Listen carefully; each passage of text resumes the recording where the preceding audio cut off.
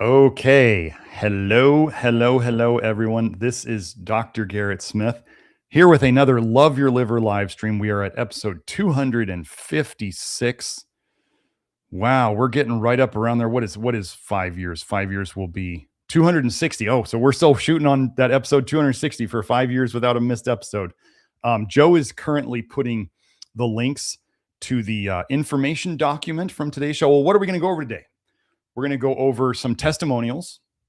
One is about a dog's amazing recovery on both the low vitamin A, Love Your Liver approach, and then adding on the nickel toxicity fix at the end.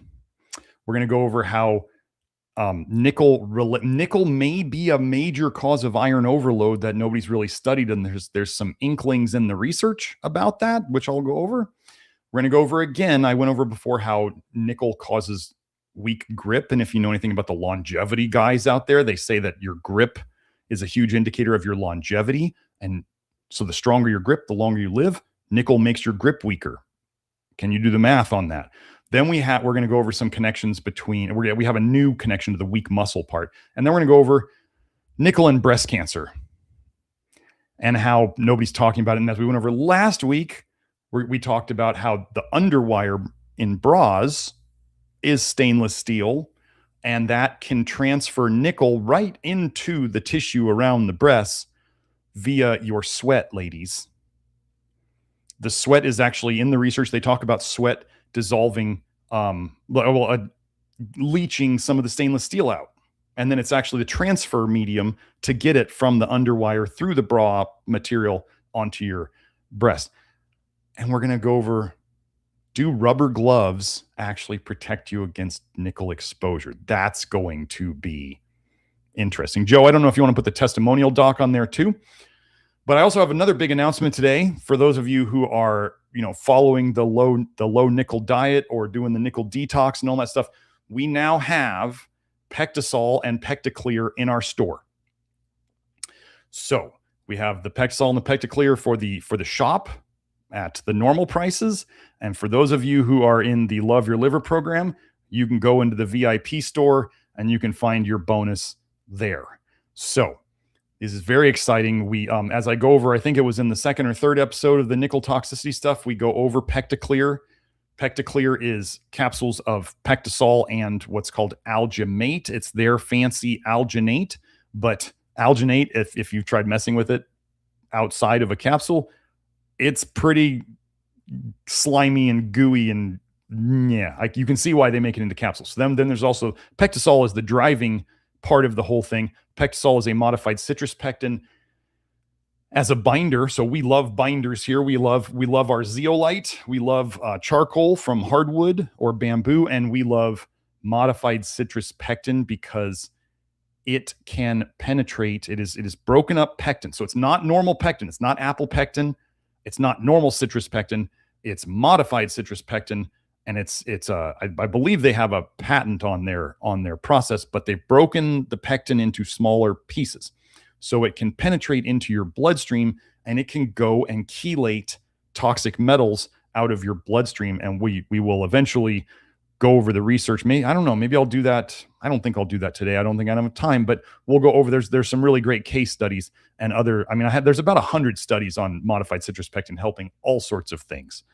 So those are now available, and if you want to get them, we'll be announcing it more tomorrow morning.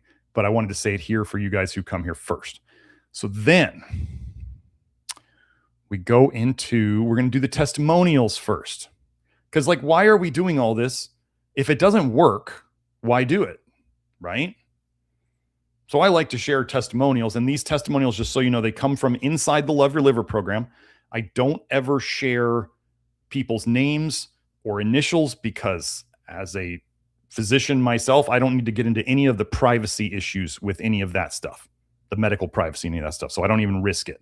But if those of you who are in the Love Your Liver program, if you want to go in and search for some of the key terms in here, you can find the testimonials. So let's get into that. Here we are. Joe, you got this up. Okay, so first, this is the dog. So I want you to know we're going to go over the dog's success. The owner's success, and than the dog. And then when we go over the research for today, we're going to go over how nickel and prednisone, a corticosteroid, interact. So you guys can start to learn about why corticosteroids may help, but they may also not help. And then they cause problems in the long term because they're not actually fixing any of the issue. They're only causing more issues. So let's go through this. So this is the testimonial from the person about the dog. I was originally planning to post this in the next couple of months after getting some additional test results, but I decided today was a great time to share the full story after Dr. Smith mentioned my dog on the live stream day. I talked about the dog either last week or the week before.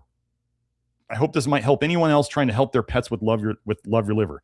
I will continue to update this post as we make additional progress, and I have added some past pictures of her progression in the comments. We don't have the pictures here. I want to emphasize something to you folks. I'm not a veterinarian.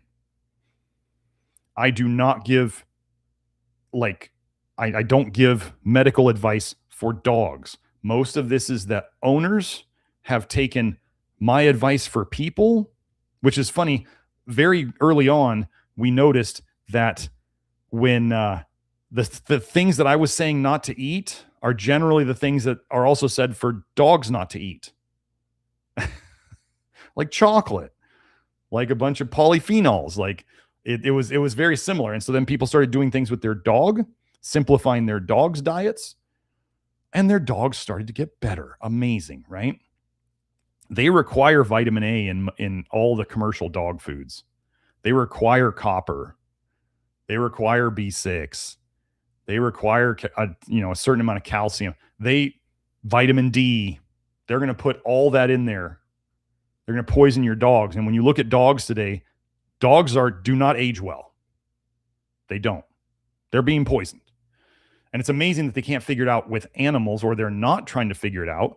Because remember, if your dog dies earlier, you put more money into the system. You got to get a new dog. You got to bury the dog. You got to do all the vet bills towards the end. You got to, pay for fancier food, like the allergy food that they give them. What a joke. Anyway, so let's keep going.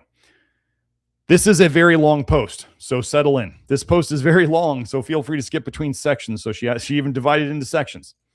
So background, but this goes over, both her journey a little bit and the dog. So the background, I found Love Your Liver in July 2025. So we're looking at less than a year for my dog specifically, and she has had incredible success with it. I don't advertise this for dogs. I won't cover the entire backstory of how we made it here, but here is the gist of it. Diagnosis of autoimmune juvenile cellulitis at 1 year old, failed to taper off steroids and immunosuppressive drugs for 2 years. Original diagnosis was excluded because it was no longer an acute condition that resolved with steroids. So even the steroids weren't even working anymore. Then condition was labeled unknown autoimmune.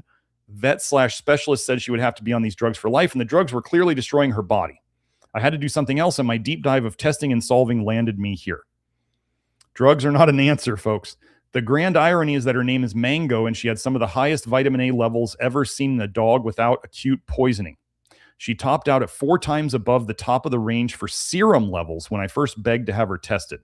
These days, I prefer to call her Nugget and her other nicknames.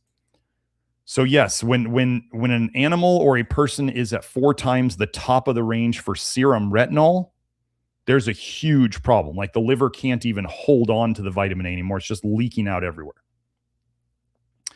Dr. Garrett's advice and Love Your Liver saved my dog's life. Now, just so you know, this advice that she's talking about was mainly given inside the Inner Circle, which is the private live stream I do right after this. And she was asking me some questions about the dog, and I was giving general conceptual stuff about what might be working and what isn't working. And that is, so I was not giving medical advice for a dog. I was giving, this is probably what's, this is what I would do in this situation. This is what could happen. So anyway, if you don't know about the Inner Circle, yes, that's another live stream inside the Love Your Liver program. There is an extra charge for it. And that's where you can ask questions that I can't always get into here. She was at the edge of no return. I was the only one that saw her liver shutting down after the long spike in ALK-phos, that's the test alkaline phosphatase, and how it began to bottom out. Oh, yeah. So when alkaline phosphatase goes really too low, it's definitely a zinc deficiency. I watched it go from the 180s during the onset of major issues down to a steady 50 while managed on medication. Then in November of 2024, there was an extremely concerning change. Her alk phos dropped to 27 in just 3 months, and at the same time, she was beginning to slow down on exercise and bile vomit. So not only was this dog severely vitamin A toxic, but the dog would vomit bile. What better place to bring the dog than to the Love Your Liver program? It increased to a consistent pattern of 1 to 2 times per week. The real breaking point hit in February 2025. She was still vomiting larger quantities of bile twice a week with more lethargy, nausea, and reflux. And her alk phos dropped to 14, another concerning drop in only 4 months. This was the breaking point that the vet and specialists entirely missed because my dog's numbers were still in range. Remember, the range doesn't mean very much at all, folks. She also had her worst flare-up to date of symptoms under this time and was instructed to use even higher doses of medications to get under control. Her knees were luxating frequently, and it was clear that my dog had reached a new low. So let's go through all the symptoms. So if you're a person out here with symptoms like this, we can help you too. So the symptoms and conditions: spontaneous leg fracture as a puppy. That's a vitamin A thing. Adverse reaction to the lepto vaccine, the leptovirus, I believe. And yeah, she knows better now than to do the pokies. Unexplained elevated white blood cells, one-off bacterial infections every other month before major symptoms. Don't forget to watch the nickel and pathogens episode that we went over. Erratic bile vomit throughout the life, up to twice a week, but never more than 4 to 6 weeks with between instances. Lifelong itching. That's called pruritus. It's a symptom of cholestasis. Cholestasis is toxic, leaky bile. Inconsistent GI upset, reflux, diarrhea, and constipation at random. Juvenile, that means young, a young age. Juvenile cellulitis and reached critical condition, eyelid swelling, muzzle swelling, life-threatening submandibular lymph swelling, blisters and pustules around the eyes and mouth that burst and bled, additional blister formation and swelling in response to touch/scratching, alopecia, that's hair loss, incessant pruritus, that's the itching, fever of 104, joint pain, lameness, GI upset, gastro, that's gut upset, anorexia, that's not eating, and adipsia. Spontaneous tooth fractures, generally normal blood work. Isn't that like conventional medicine in a nutshell? You got somebody who's like falling apart and they're like, yeah, your blood work's pretty normal. You're good. It must all be in your head. Do you think it's all in the dog's head? Tapering corticosteroids 7+ times led to the return of eyelid swelling, blisters, pustules, pruritus, facial swelling, and full cascade into the symptom list above until high-dose immunosuppressive corticosteroids were resumed. Type 4 delayed reaction to rabies vaccine causing an abscess at the injection site. I really know better, but the mandate on this one sucks. Yeah, you got to get a rabies vaccine to get your dog registered in a lot of states. And at this time, I still did not understand and seriously needed the vet's help with the corticosteroid dependency my dog had. I think I have a plan to avoid this one in the future now that I have documented evidence. So yeah, folks, if you have pets and you want to see a normal vet, they require a certain number of shots. That's just what they do. Probably part of the plan to, not have the dog stick around too long. Patellar luxation on both hind legs. That means things are popping out of place. Made significantly worse by prednisone. What improved? So she started what improved from April 2025 to March 2026. So this was just Love Your Liver. This was before the nickel stuff. This includes an initial solo 3 months of low vitamin A/copper plus 8 months of Love Your Liver. Last month marked 1 year of no bile vomit. 1 year. Remember, she used to be at minimum 4 to 6 weeks between, or maximum 4 to 6 weeks between. Bowel movements became perfect and went from 2 times per day to 4 times per day. Stopped overheating and hiding out in the basement for hours each day. Energy levels came up significantly. Previously, she would only play once per day, and over this time frame, she started playing 2 to 5 times per day, and each play session tripled in length. Her running speed nearly doubled, started jumping in the air to catch frisbees for the first time in her life, tapered from 30 milligrams of prednisone down to just 5 milligrams of prednisone with Love Your Liver. This was very unsuccessful. Before I found and implemented Love Your Liver principles, low vitamin A was not enough. Prednisone side effects significantly decreased. I learned that the side effects seem to directly correlate with the insane amount of electrolyte wasting that corticosteroids cause. That's sodium, potassium, calcium, magnesium, chloride. Those are the big electrolytes. And increasing potassium, magnesium, and sodium was truly the key. Specifically, the pot belly issue went away, dry hair improved, urine incontinence improved, hind leg muscle wasting reversed, and patellar luxation went from once per week to once in a blue moon. During previous tapers, these symptoms would get a little better, but never this tremendous level of improvement. Do I talk about potassium a lot? Do I talk about, sodium? We need sodium. I don't talk about it a lot because most people get enough. But do I talk about magnesium a lot? Yes. So she was doing all the things that we talk about. Remember, the quickest way you can feel better, folks, it doesn't mean it fixes everything, but the quickest ways you can feel better is to get enough potassium, which most people are not getting anywhere near enough potassium. Get your magnesium, especially topical magnesium, which she was doing with the dog. And then with sodium, most people are doing way too much sodium relative to potassium. So you want to get your sodium and potassium right. I have a whole video on potassium, but a good guideline for humans would be however much sodium you're eating, try to get twice that in potassium at least. You can get more than that, but get at least twice as much potassium as you're getting sodium in the overall diet. That includes supplements. Okay. So where we got that from? So about 2,500 milligrams a day of sodium. And then you double that and you get to about the Institute of Medicine's recommendation for potassium, which is 4,700 milligrams a day for an adult. So we have basically about double the potassium as sodium. Okay, and the interview I did with Greg Mushin on here, he was really talking about the potassium too. Potassium is the quickest way to feel better. Magnesium is second. And then getting your sodium right. You don't want too little sodium. I'm not an advocate of low sodium, but you also don't want too much. So sodium you have to kind of play with and figure out. Okay.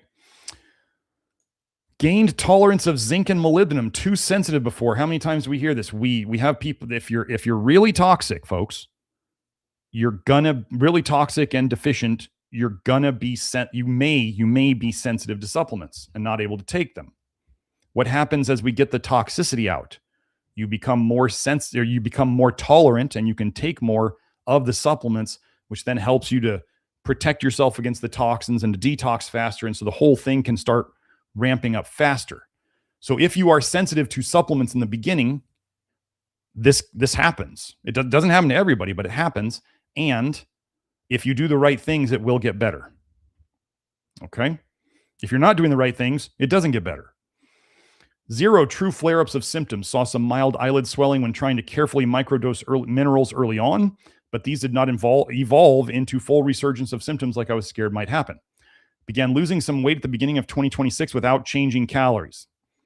Tolerating fat in her diet again. This is a good sign that the liver and the bile and the gallbladder are working better.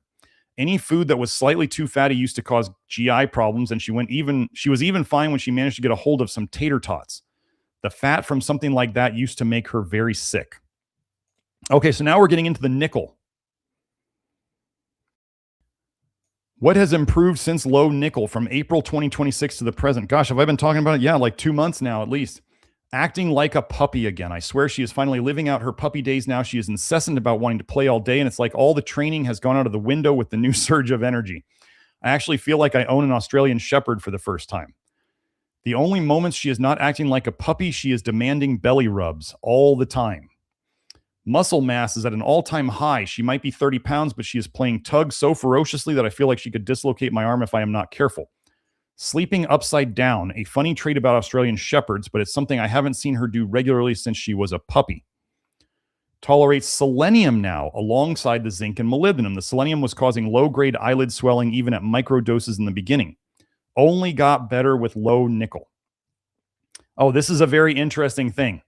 This is, how I tell people that certain supplements can turn on you, and we have the duration paradox, which is something may be helpful in the beginning and then become a problem later.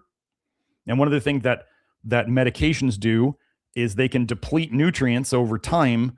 So then once you don't have a side effect in the beginning when you have enough of a mineral, but over time, as it depletes you far enough, then you get a new side effect of that deficiency that has now shown up. Okay, so there's all sorts of ways. Don't ever think that just because you haven't had a side effect from a medication for a year or 3 or 5 years that you can't suddenly develop side effects from medications. Just so you know what I do, whenever somebody comes to me and they're on a medication and they say, I've got this new symptom, or I've got this issue that popped up, I immediately point the finger at the medication and we investigate that first.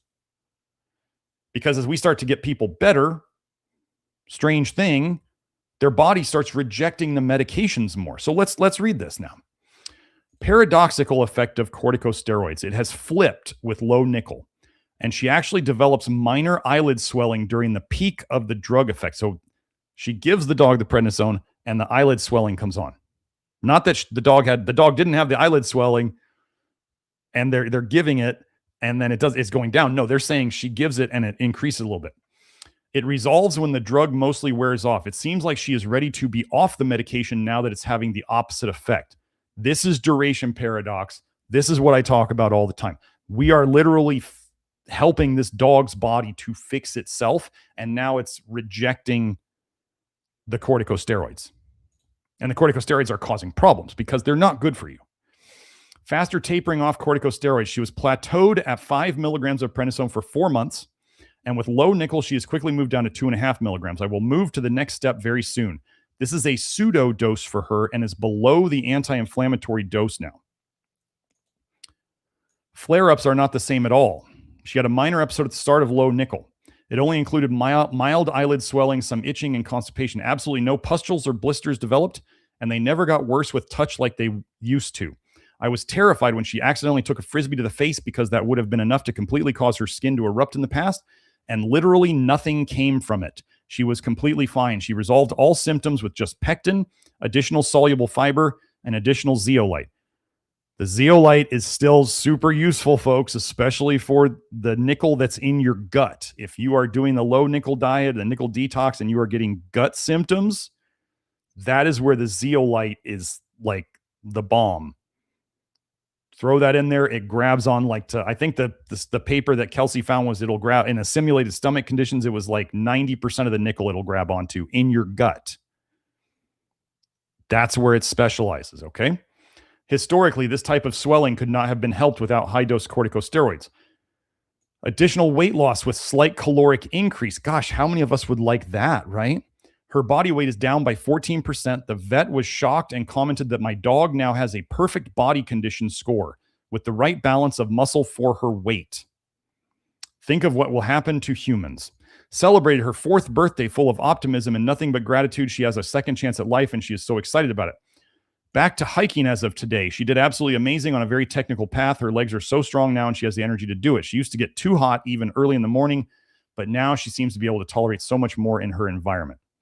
Okay, so now we get into how she applied the love your liver principles to her dog. Puts the question here, would I eat this? No? Then don't feed it to your dog. Well, gosh, think about the kibble.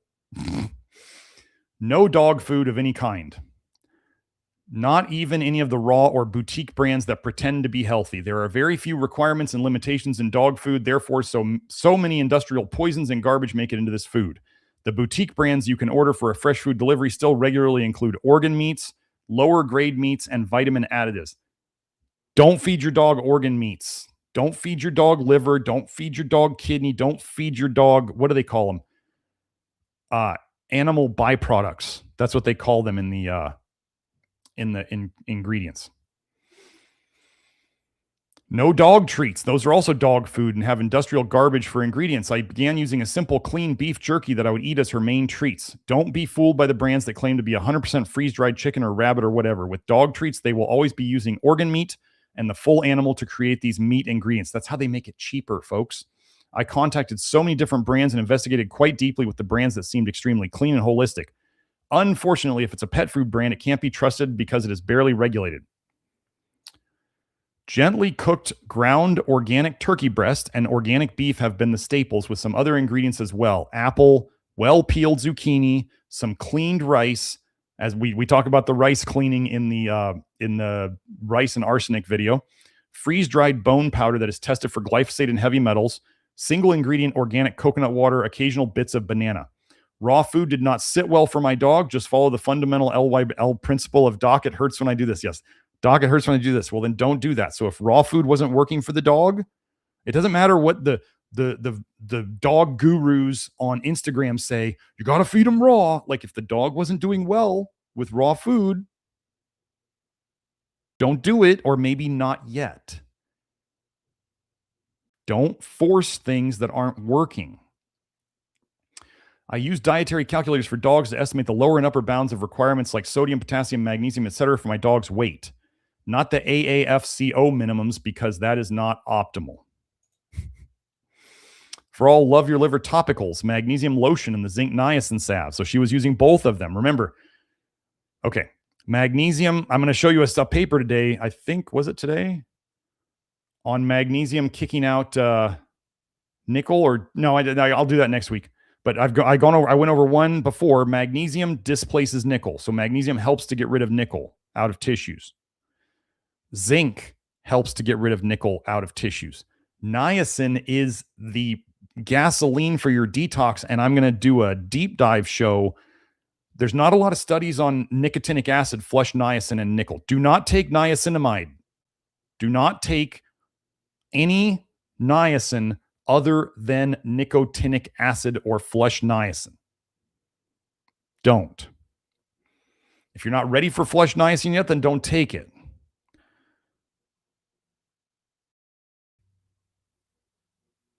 Okay.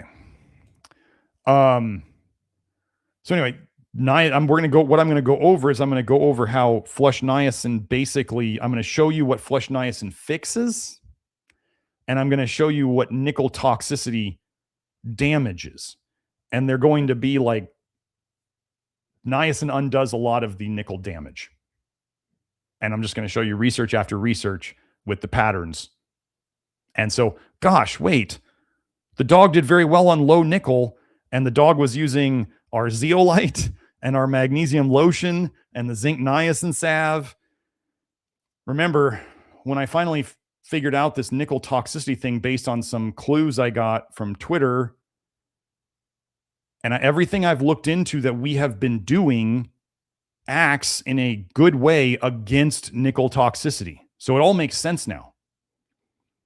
And then if you guys saw the detox episode where I go over how nickel shuts down your detox pathways, including your vitamin A detox pathways in particular, then we started understanding how the vitamin A toxicity epidemic started and how we could get really, really good results with addressing vitamin A toxicity. But then the final addition was the nickel toxicity. Okay, so anyway, here's what she did. Shave a small spot in the armpit for application, or apply to the fleshy inside of the ear. Do not apply these anywhere they can be licked. Yeah, don't. They're not oral supplements. No xylitol. This is about the only thing I've seen in LYL that dogs should not have. I learned, this was, I think, a separate one. Yeah. I learned that dogs are not really that different from people, and vets have us all scared out of our minds. They can have most supplements, just scale it by weight. I generally assume that a 120-pound person could take the recommended dose on the label, and my dog is 30 pounds, so I give her a quarter of a dose, and far less for things that can be problematic for sensitive individuals. That's very good. I actually tend to use the 150-pound person as the standard, because it's a little higher. It'll give lower doses, a little lower doses than using the 120. So, Love Your Liver supplements I have used for my dog. Not all of them are still necessary at this time. Zinc, selenium, molybdenum, flush niacin, pectin, BioGaia infant probiotic. That's the gastrus. I believe sunfiber, charcoal, zeolite, and all the topicals. Okay. I have taken copious notes, journaled, observed slight fluxes in energy, bowel movements, itching, and the rest. I have paid attention to the enthusiasm with which my dog eats something new, almost like muscle testing for dogs, and I have spent a great deal of time introducing one ingredient at a time to investigate the effects. She's doing the program. She's following the instructions. She is reaping the results. So if you guys out there are like mega dosing and not starting slow and not watching your symptoms and not paying attention and just going, like here's the common story that a lot of people do. They come in, they see us talk about supplements, and they say, I'm going to take everything all at once. And maybe something doesn't work out and they have no idea what they did. And they come to me and they go, I'm on all these things and I don't feel good. And I go, okay, did you add them slowly or did you add them all at once? And they say, well, I just added them all at once because I thought they were good. And it's like, but that's exactly not what I say in the instructions. And that's not what I say over and over and over here. And you kind of messed up. And now you're either going to take one thing out at a time and go backwards, or you're going to take everything out and you're going to add one thing at a time, like I said to do in the beginning, and then figure it out from there. Either way, you have to break it down and come back out of it. This woman followed all the instructions. Not recommended by Love Your Liver necessarily, but one saving grace has been organic marshmallow root from Mountain Rose Herbs. I have offered her 3 other brands, and she will not eat any of them more than a small taste. But my dog is obsessed with this marshmallow root and when she is detoxing more. I leave a good bowl of it down for her, and she just eats until her heart is content. And I've learned so much about how it actually increases gallbladder contraction, promotes bile production, and also helps with mopping up bile. My dog is very sensitive to everything, so I believe there must be a clear reason she has only selected this one from and refuses every other organic brand of the same stuff. I know this stuff can have lots of heavy metals or other concerns, but I do believe there is a reason she won't eat the others and why she will eat tons of one specific brand. I had to radically revamp the environmental exposures and seriously consider all aspects covered in the Love Your Liver. I went to the full extent. Yes, you sure did. Important considerations unique to dogs. Not always unique to dogs, but environmental toxins matter, especially those terrible metal food bowls. They are much cheaper metal, probably way more nickel, and those have to go. Glass all the way. If you're still drinking out of stainless steel water bottles, folks, stop it. Just stop it. Toss them. Find I'll post it in the Love Your Liver, I think, today, but I found a borosilicate glass water bottle that's completely covered in silicone, and it has a straw for the Myo nozzle. So you can have your big water bottle, 40 ounces, and then put the Myo nozzle on it if you want, and then it's not nickel. Yes, the straw is plastic. You don't get to have anything perfect these days. And as I was talking to some other people, I'm not saying plastic is good, but the obsession with plastic is probably distraction from the toxic metals. So I'm not saying one plastic is good or not bad, but I'd much rather, you can literally taste, if you leave your water bottle in a hot day in your car, you go out and you drink it, you can taste the metal in it. Seriously, don't. Anyway, rethink what you are using on your floors and carpet. No chemicals, absolutely none. They spend way more time on the ground, touching it with their paws and licking their paws. This is one of the most important pieces to think about with your dog's health. I only do hot water steam cleaning on my carpet now, nothing else, and vinegar for tile cleaning. I want to go over this. This is the reality of having animals, folks. It has been shown that people with animals that go in and out have something like 10 times as many pesticides and other chemicals on their inner floors, like in their carpets. So your dogs are going out, and if you don't take off your shoes either, you're tracking it in. But think of how often dogs and cats will go in and out in a day if they have a cat door, a dog door, all that stuff. They're just going in and out and just tracking all that stuff in. So just be aware of that. Okay. Stop with the pesticides and fertilizers in your yard. Maybe an Omri substitute could be okay, and think about what might be present in other yards and parks they are walking on. If you're in a public park, they're spraying the heck out of that. It's just the way it is. They absorb this stuff through their paws. So do you if you're out there in your bare feet because you think you're going to go out to the public park and touch grass, and then you're going to be soaking up everything that's in the ground. Even agricultural fertilizer. You know how they say, some people say to rub magnesium lotion into your feet because it absorbs better there? I'm not sure of that. That's what they say. But then think about if you go out on grass that is sprayed and the soil is just soaked with all these toxins. It's nice to touch grass. You want to touch grass, but don't poison yourself to do it. Okay. Even agricultural fertilizers can leach or drift in the environment, and people will fare better with their shoes on, and the dog will just absorb it through their paws and or lick their paws and ingest it. Yeah. I had to start thinking through every possible source of contamination. I also conditioned my dog to wear boots when managing the environment is just not possible. Lily Hale, she is a longtime Love Your Liver member, and we're very glad to have her around. Reminded me of an exceptionally important point. Toys, dog toys. It's so important to seriously reconsider the toys they play with and potentially ingest parts of, with all of the plastics and toxins that they receive from everything in that realm.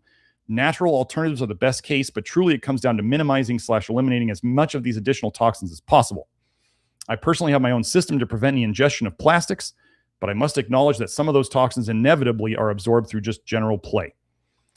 For the love of all that is holy, no flea and tick pesticides, no heartworm pesticides. Why are people insisting on feeding their dogs pesticides? Why are people literally taking ivermectin, a pesticide,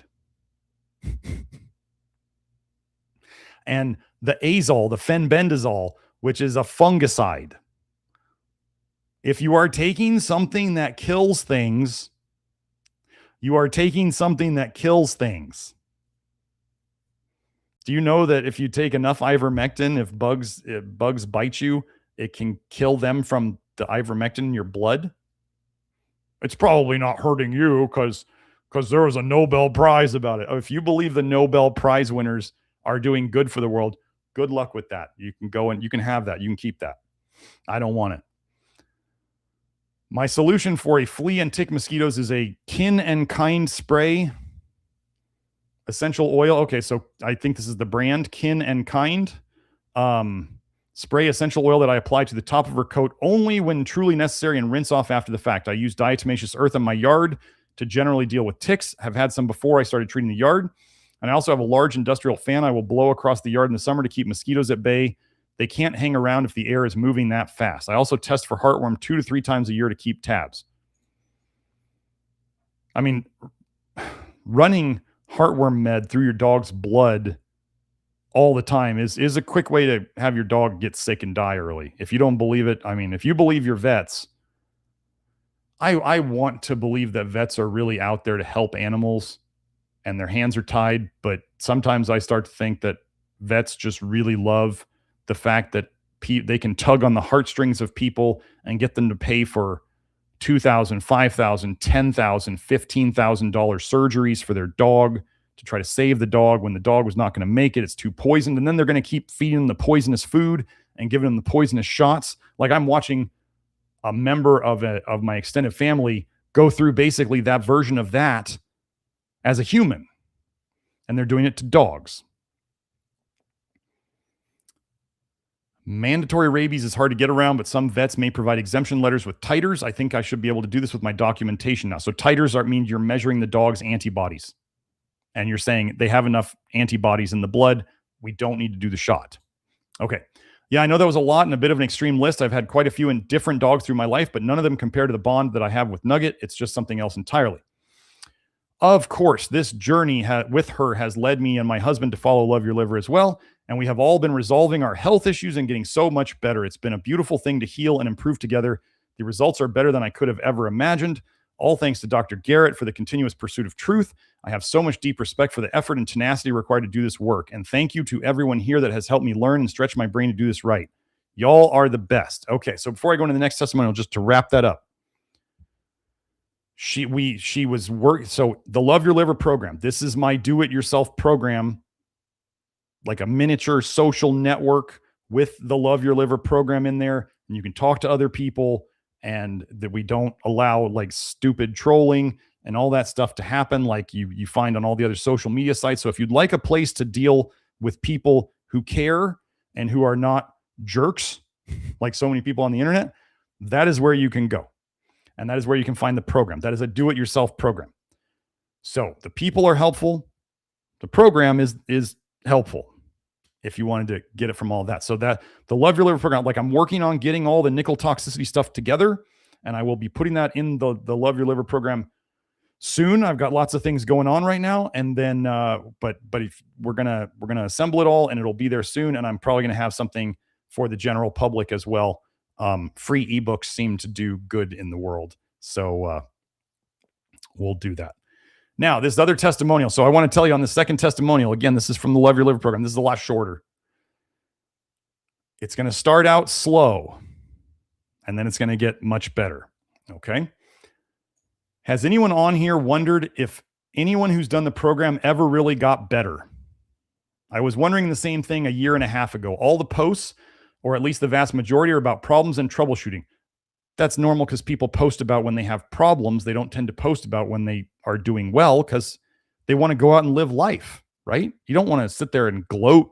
That's one of the things is if you, let's say you're doing better and you're in the Love Your Liver program, we have all these people with all these chronic health issues and they don't feel good coming in there to talk about, hey, I'm doing so great.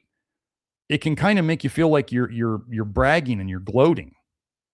So it's more likely that that's what the Love Your Liver program is for, is troubleshooting, particularly. I wondered if maybe all the healthy people weren't really on here anymore because they got better, or was it because they left to find answers? And then she put the surprise thing. I'm happy to tell you I went through the program and am healed. And I don't get on much anymore since there isn't much to troubleshoot these days. That's the other thing, is we get people better and they go and they live their life. Isn't that your goal? Okay, praise God and much thanks to Dr. Garrett Smith. I came to Dr. Smith's program after more than 10 years of chronic and ever worsening health. At the time, I was gluten-free, dairy-free, sugar-free, and no alcohol, basically in a sort of food prison because everything made me feel sick. I thought, what the hell? I'll change my diet one more time. Can't be harder than what I'm doing now, right? I needed my life back. I had gone from running a marathon to not being able to do any cardio or be in the sun without feeling sick. Healthy to chronically ill. I suffered with bacterial infections, severe acne, poor sleep that turned into insomnia that lasted for years, infertility, severe stomach aches, chronic fatigue, depression, and anxiety, which turned into panic attacks while in the program. That was unexpected and very difficult. That can be part of, a long list of allergies I never had as a kid, post-nasal drip, asthma. The list goes on. It was wild. I am proud to report after 3 years on the program, I have my life back. Again, I never promised a quick fix. We are fixing the deepest root causes of these problems. So if you're out there and you're looking at this and you're going, what supplement do I need to take and it'll fix me in a month? No, that's not this. Don't bother. We don't want the people who aren't going to put in the work and who aren't willing to pay something now to get a lot later. You're investing time and energy, and maybe you won't feel good now. And then later you're going to have more energy and more time to do stuff because you have more energy and you're going to feel better. I've been off of the program for about 6 months. I'm about 90% healed, with slight allergies being my biggest problem now. As I lay on the beach today, soaking up the sun and thanking God for the answered prayers, I want to encourage anyone in the midst of the ups and downs to keep going. If in your gut you think you're on the right track, trust yourself. It's hard when you've been chronically ill to emotionally endure the downs. Anything that isn't positive feels like a huge blow. I thank God for my healing and for finding Dr. Smith. I took Accutane when I was 13, common story, and again very briefly at 27. Who knew a pharmaceutical could do that to you? I certainly didn't. And the way it happened, so delayed from the time I took it, I wouldn't have pieced that together without Dr. Smith and Grant Genereux and Megan Stevens. I hope this encourages those struggling. There is hope. So let me just remind you guys, as I went over last week in the nickel inhibits detox episode, retinoic acid is what Accutane is. Nickel specifically inhibits the cytochrome P450 system, which includes cytochrome, 2A6 or 26, I forget exactly which one, but you have a cytochrome P450 system that is specifically for retinoic acid. And people have been shown in the research, I went over this in other episodes, where they didn't have a nickel allergy, then they wore nickel like jewelry or belt buckles or whatever, and then they started on Accutane or Retin-A, and then they got a nickel allergy and they couldn't tolerate nickel anymore. So they're very intertwined. So 90% healed. I'll take that any day. That the rest of that could very well be nickel toxicity. Okay. So that is that. Those are the testimonials. Yes, those were long. Sorry about that. For those of you who wanted me to get to the meat of it. Luca said, Dr. Smith was my last year's miracle. Today's my 1 year since I started Love Your Liver, and I cannot express my gratitude toward Dr. Smith. My mom and my sisters now believe me and started too. A true miracle. We're really gonna get out there and do some magic. We've been doing what we've been doing. We've been doing really very, very good things. And I'm starting some work now that should enhance the reach of all this a lot. So I'm very excited for what is to come. I hope you guys are too. Once things really start working, we're going to be getting some new cool supplements. We're going to be improving some of the stuff we have. It's going to be awesome. So yeah. But for right now, the Pectaclear and the Pectisol, those are the big ones that we just added. And those are ones that I rely on now. I still got my zeolite around. Whenever my stomach gets a little wonky and I think it's like space weather or nickel detox or whatever, I just throw down a scoop or two of zeolite and it wipes it all up. So, okay, let me look at what Joe put on. Oh, actually, no. Joe, I'm going to get to the super chats later. I got all these papers to go through and we're already an hour in. Okay, so let's head into this. I just got some cool papers to go over today. Let's get this out of the way. Let's do.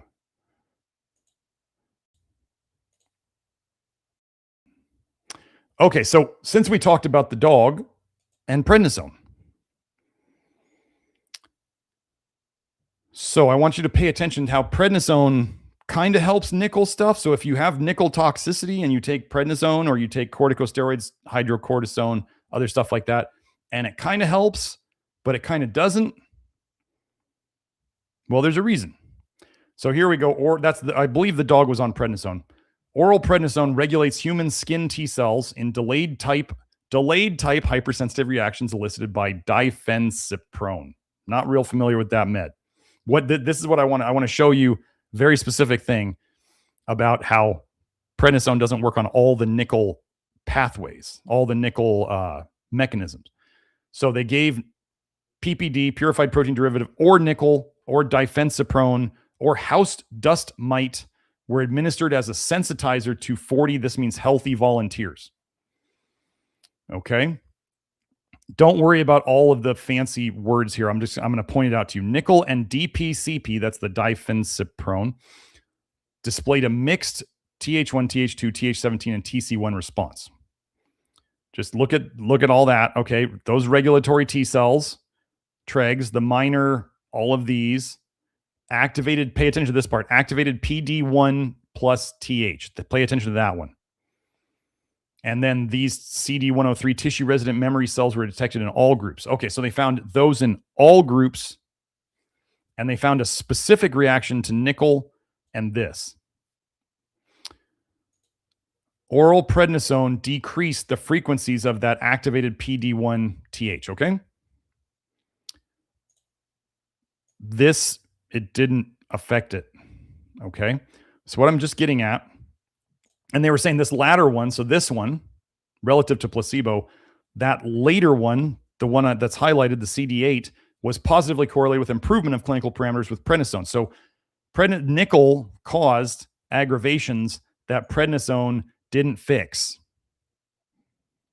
Okay, so now I'm just showing you that there's connections here with this prednisone and nickel. Okay, next one. Oral prednisone suppresses allergic but not irritant patch test reactions in individuals hypersensitive to nickel.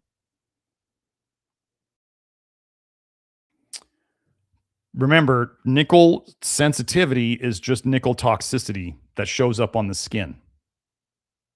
It's all nickel toxicity. 24 subjects with known allergy to nickel were recruited and patch tested with a nickel sulfate dilution series in aqueous solution, as in water, 5% or watery. It could be alcohol. They're probably going to have alcohol in there.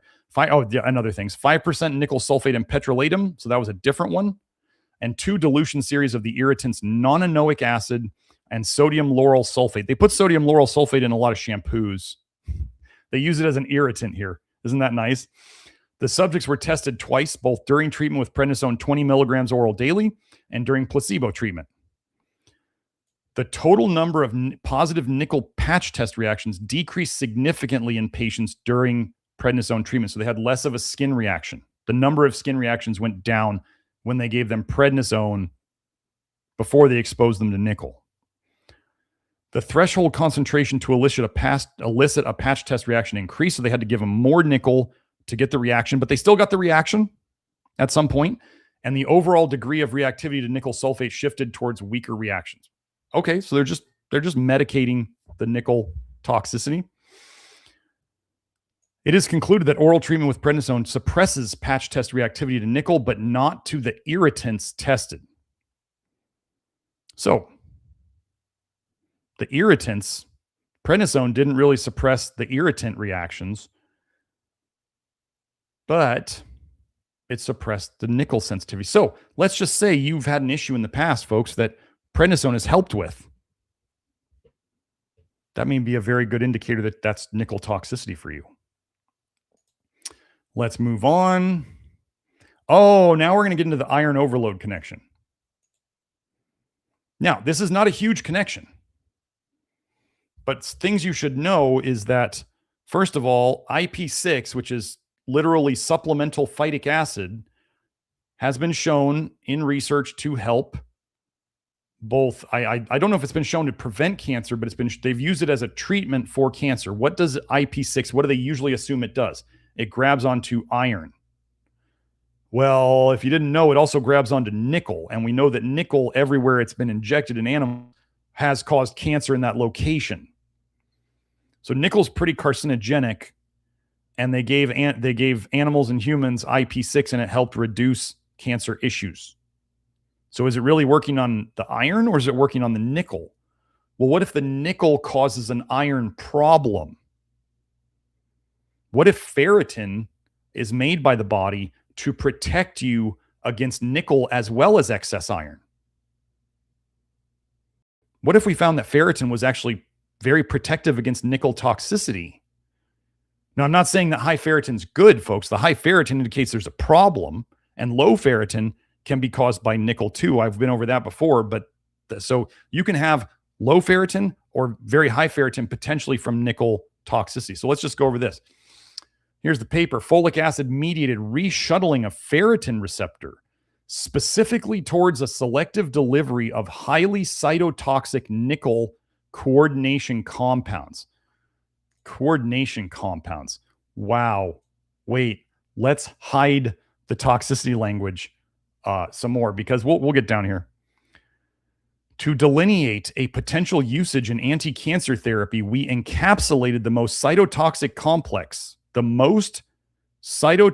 complex of nickel into biomacromolecular protein cage apoferritin, forming FRT nickel. FRT encapsulation markedly decreased the hemotoxicity, the blood toxicity of free nickel compounds.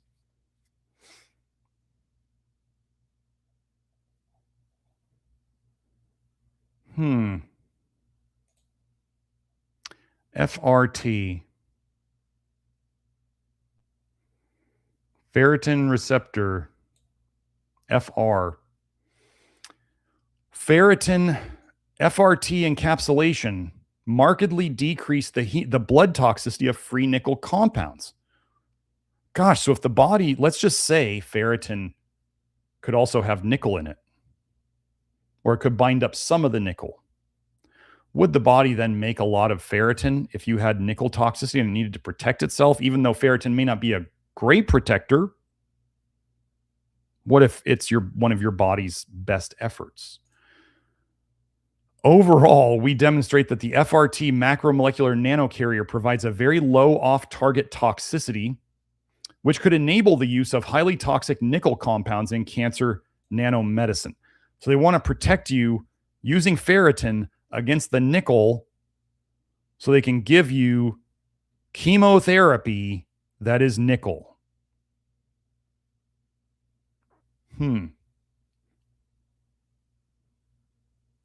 Now, this is all just, I may have some of this slightly off, but this is just to show you that there's something going on between ferritin and nickel, and then we're going to have this one.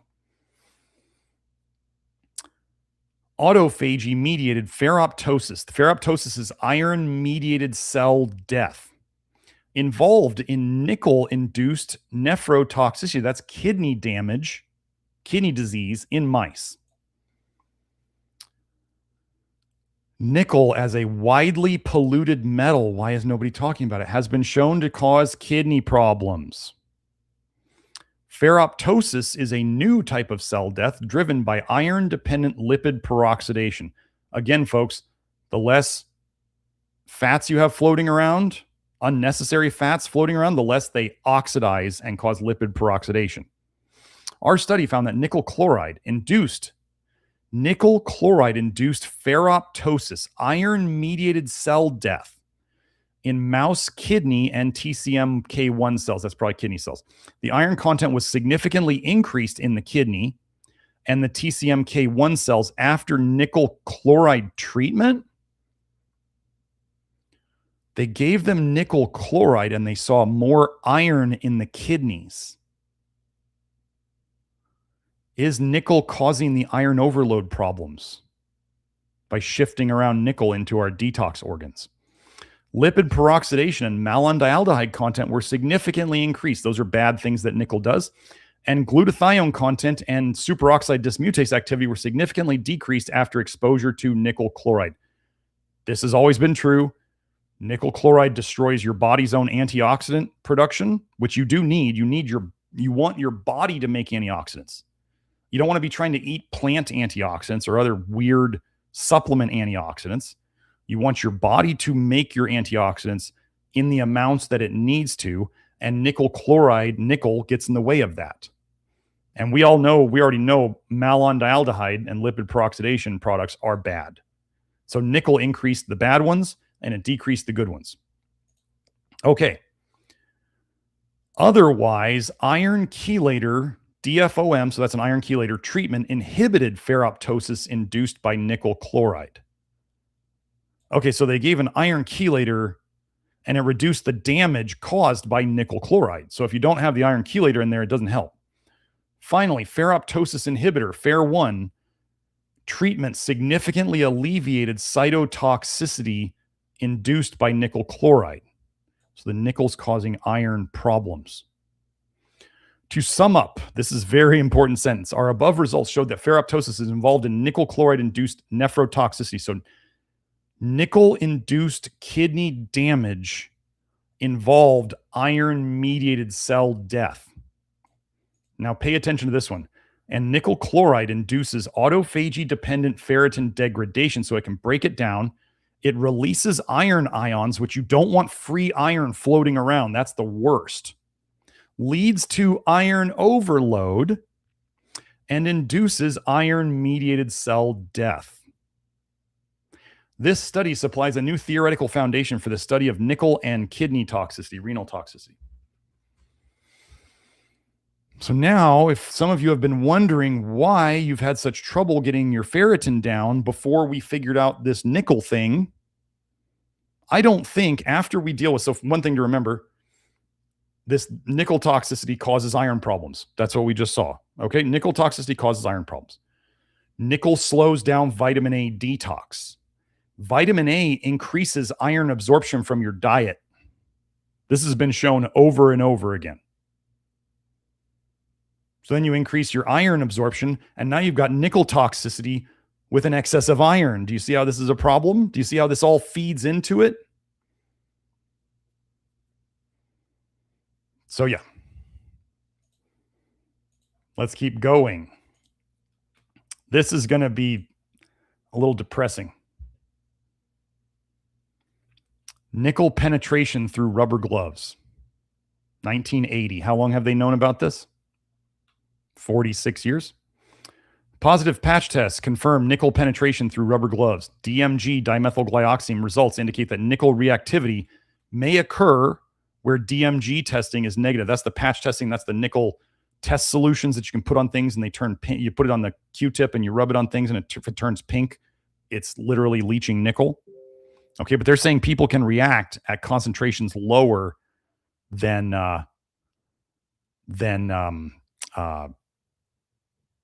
what the DMG can show. So I want to go in here to the full paper. So here we're at the full paper. I can't highlight these and have the highlights stay. So we're going to go through this live. Okay.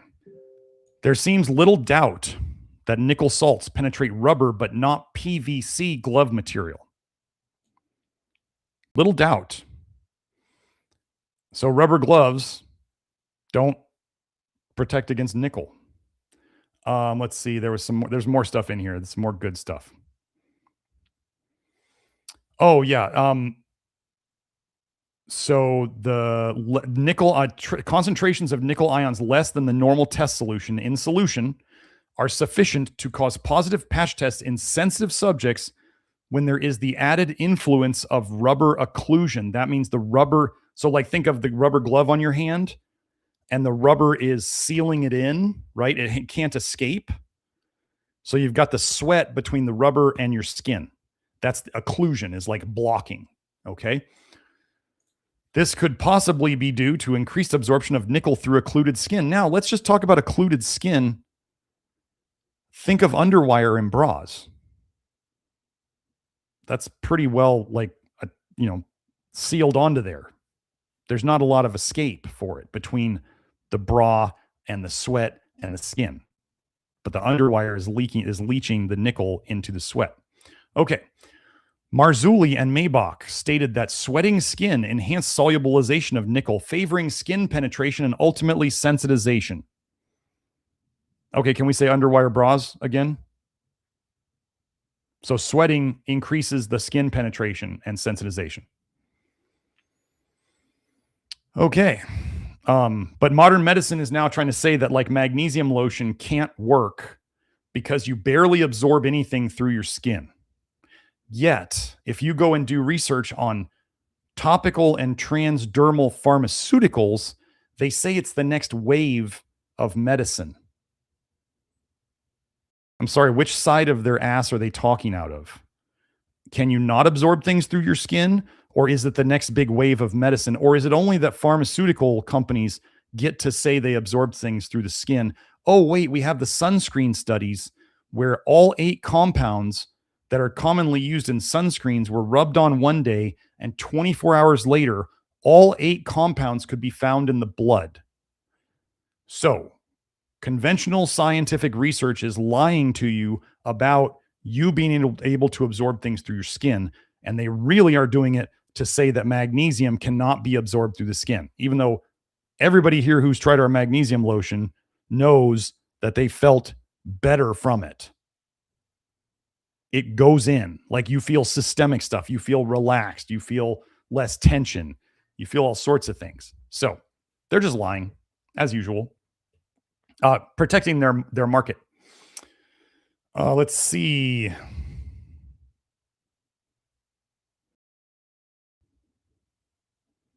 Is there anything else?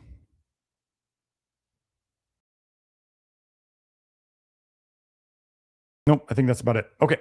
So let's go to,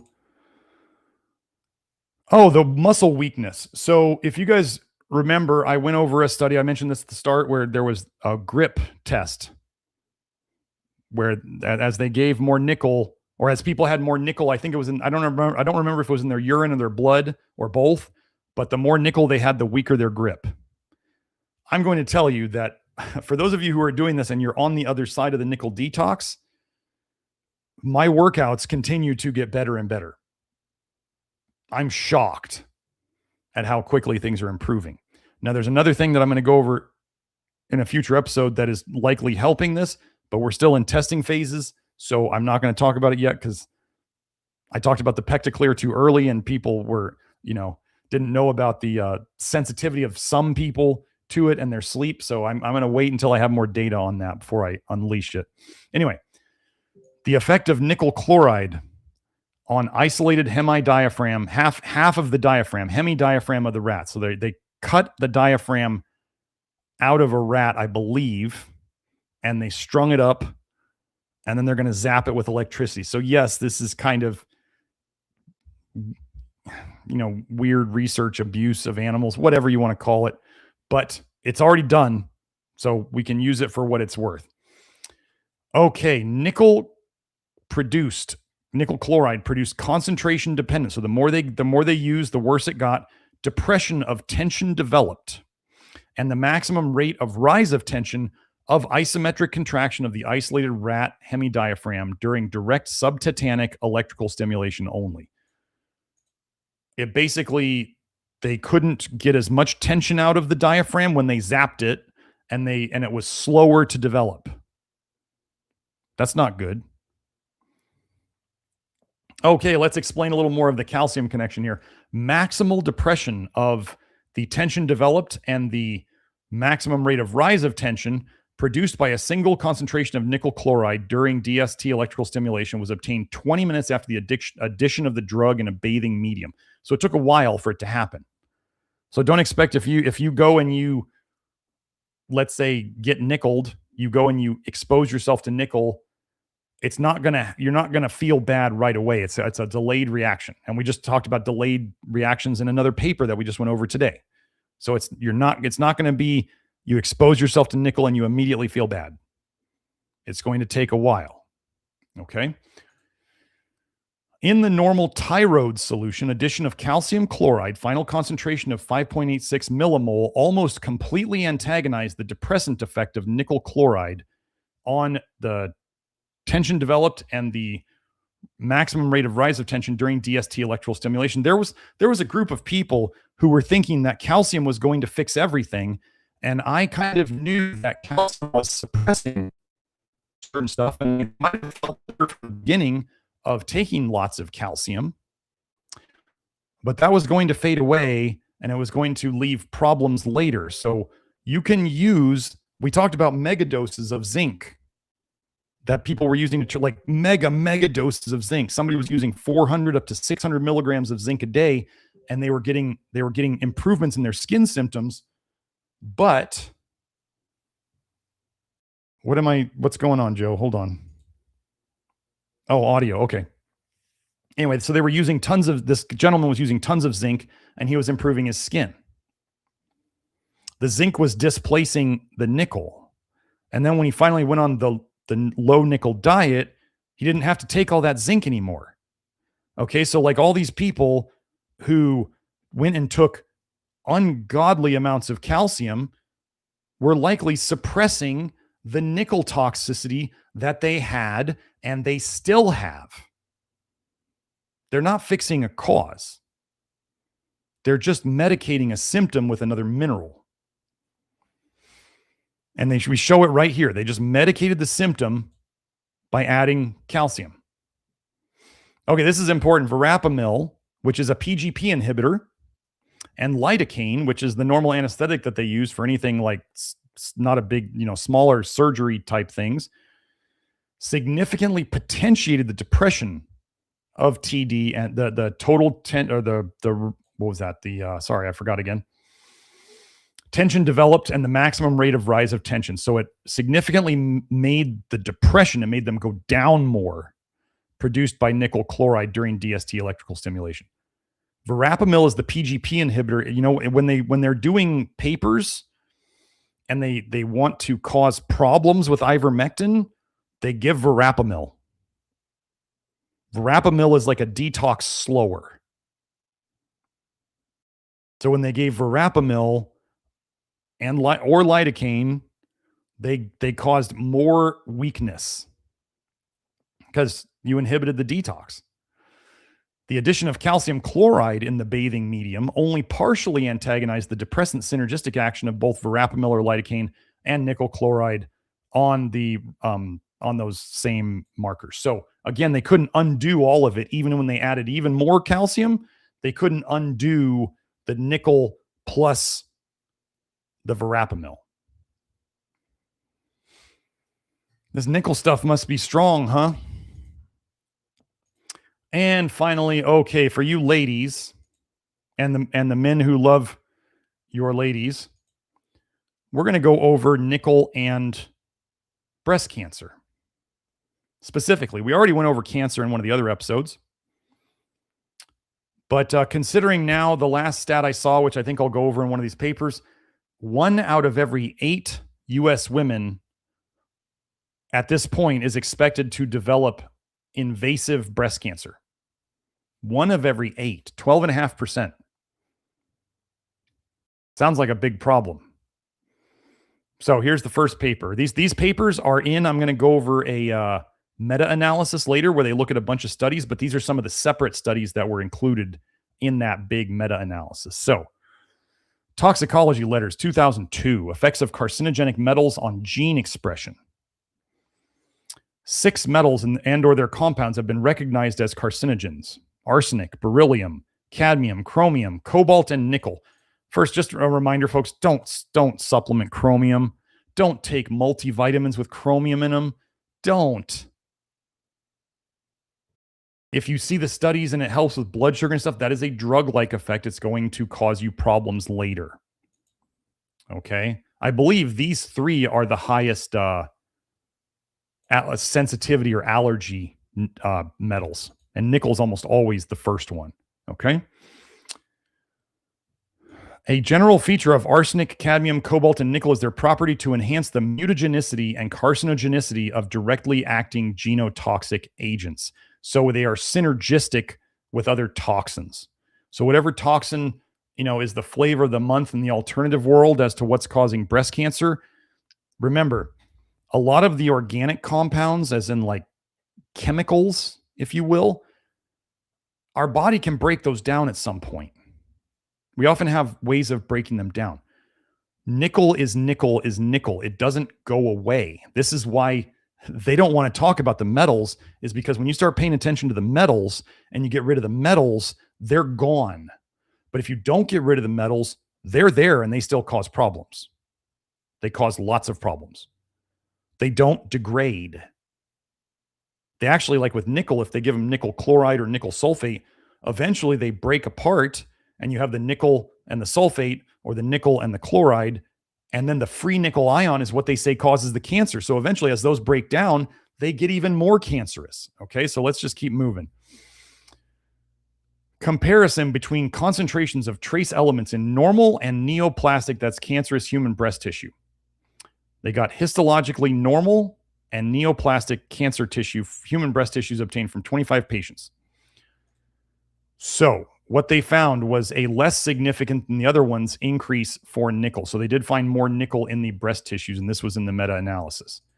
Let's keep going. Increased levels of transition metals in breast cancer tissue.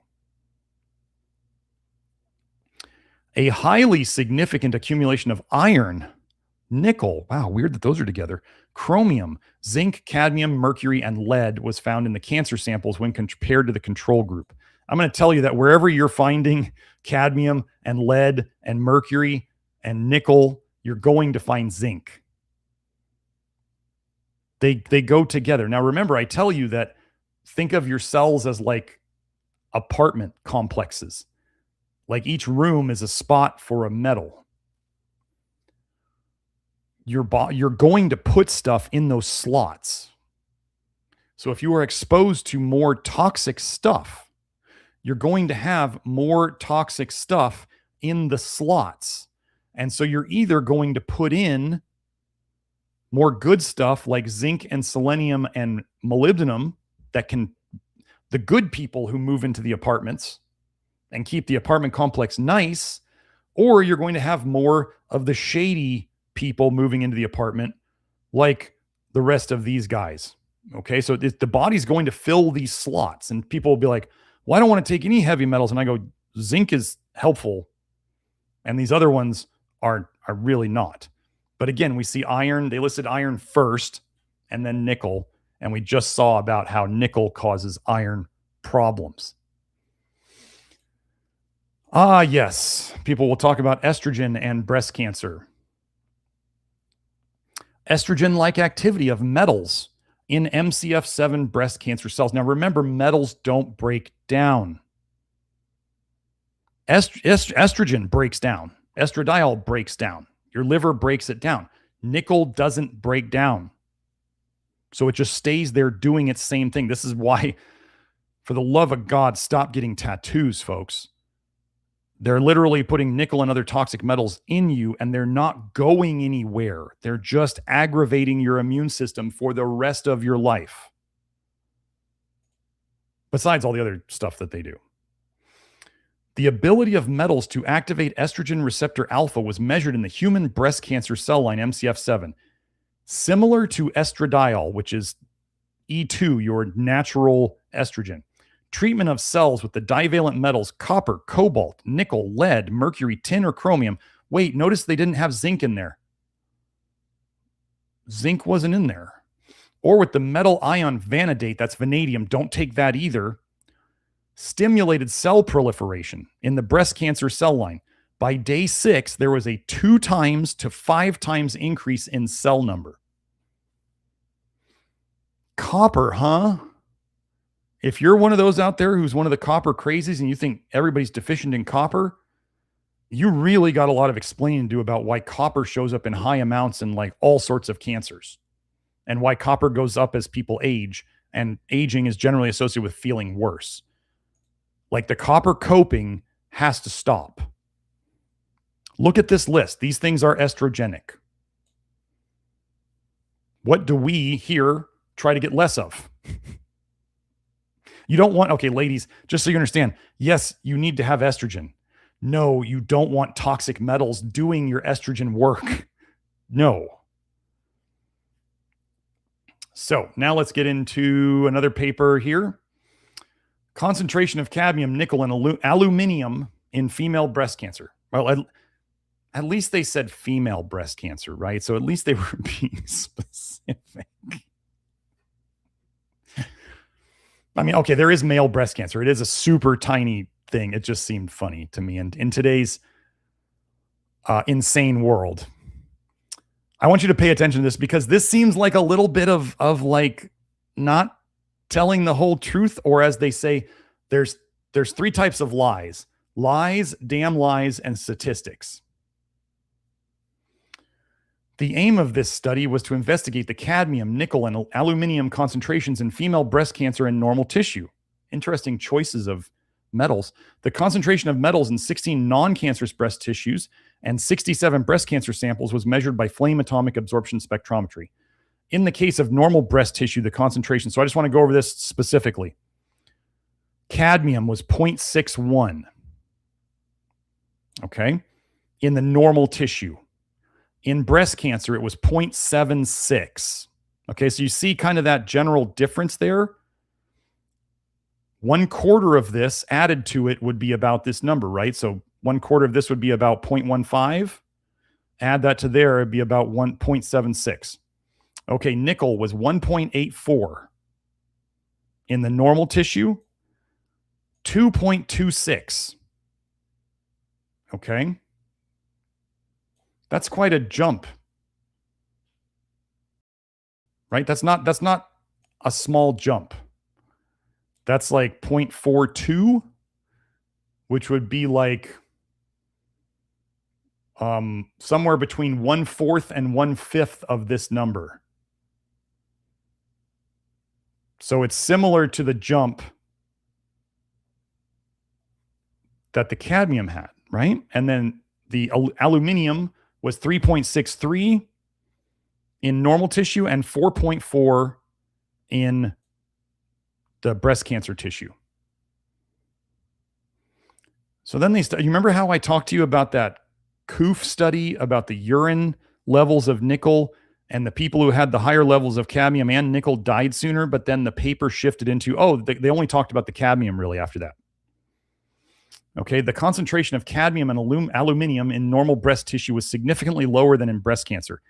In the case of nickel concentration, we did not observe statistically significant differences between normal and cancerous tissue. Are you kidding me?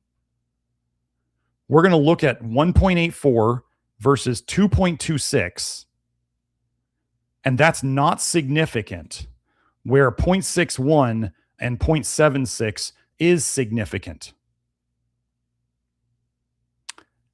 Remember how I told you they cannot let nickel become a problem, because then the machines will become angry. You can't have people not wanting to get poisoned by the things that the machines are made of. Everybody knows that cadmium's bad. Just about everybody knows that aluminum is bad, but they cannot let this one get out. This is some serious massaging the numbers, I think. So now let's get to, this is going to be the big last paper. Okay. Role of cadmium and nickel in estrogen receptor signaling and breast cancer, metalloestrogens or not.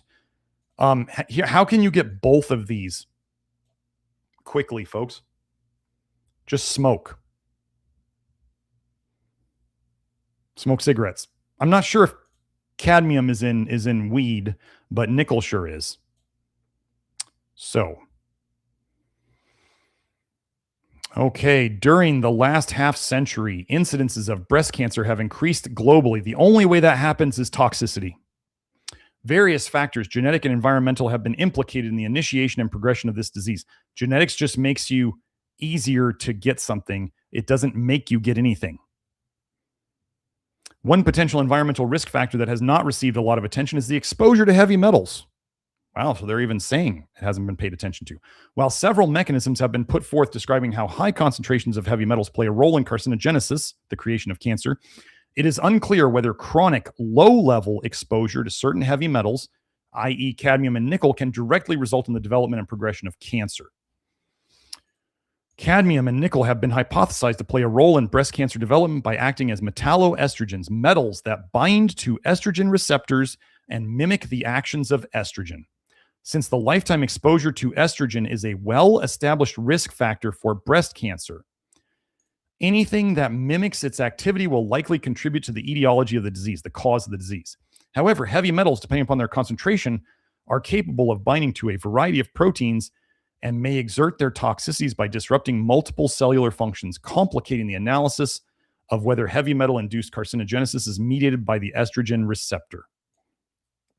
I have to jump along here. There's a lot to this paper. Oh, this is what I said earlier. Breast cancer is one of the most common malignancies in the United States. Approximately 1 in 8 women in the U.S. will develop invasive breast cancer, underscoring the importance of understanding the factors that may contribute to the development of this disease.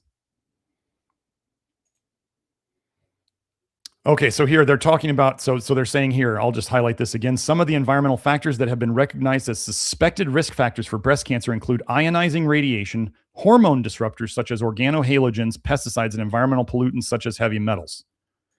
Regarding, it didn't highlight it? Oh, whatever. There we go.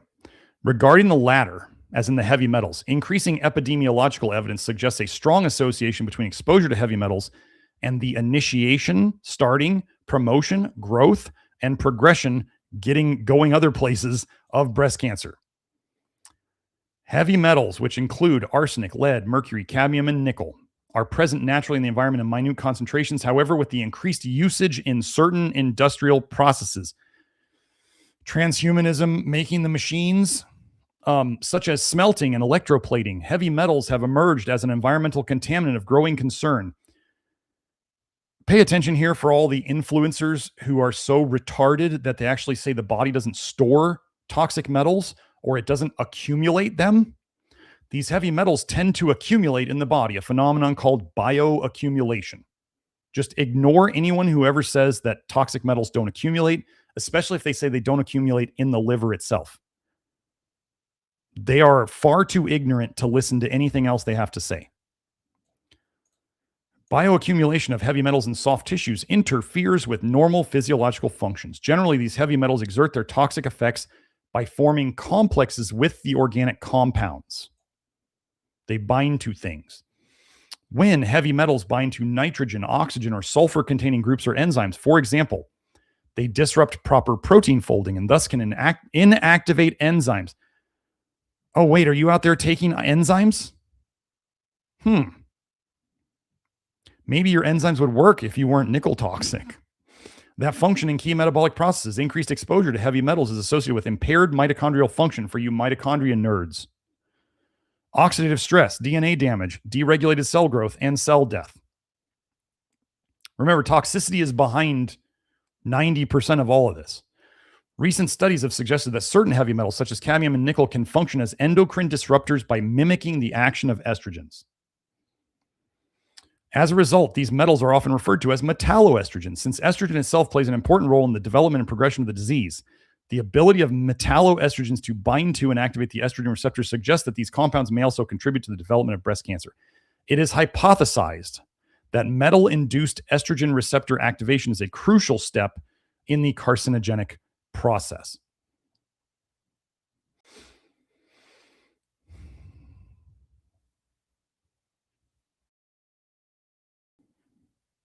Okay, a little more nickel specific stuff.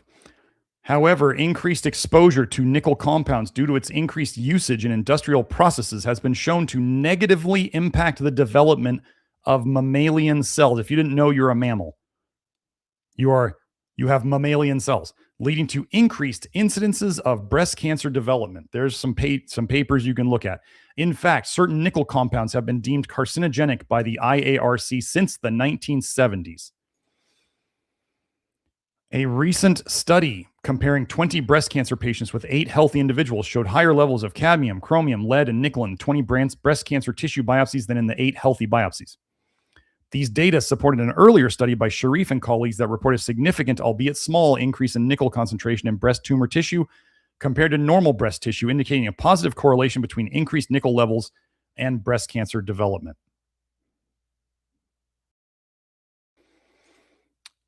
Okay, so let's keep going. As mentioned previously, metalloestrogens are defined as a group of heavy metals that mimic the physiological actions of estrogen. So many people out there are obsessed with estrogenic stuff, and they don't even think about toxic metals as being estrogenic.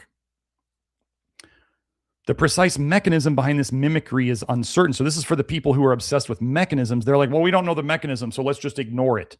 That is the dumbest thing I've ever heard. Well, if you don't know the mechanism, then that doesn't mean anything. Recent studies have suggested that metalloestrogens may function as endocrine disruptors. We already went over this. But it's altering the development of the mammary gland through both the classical and non-classical estrogen receptor binding pathways mentioned previously. Let me find the next one.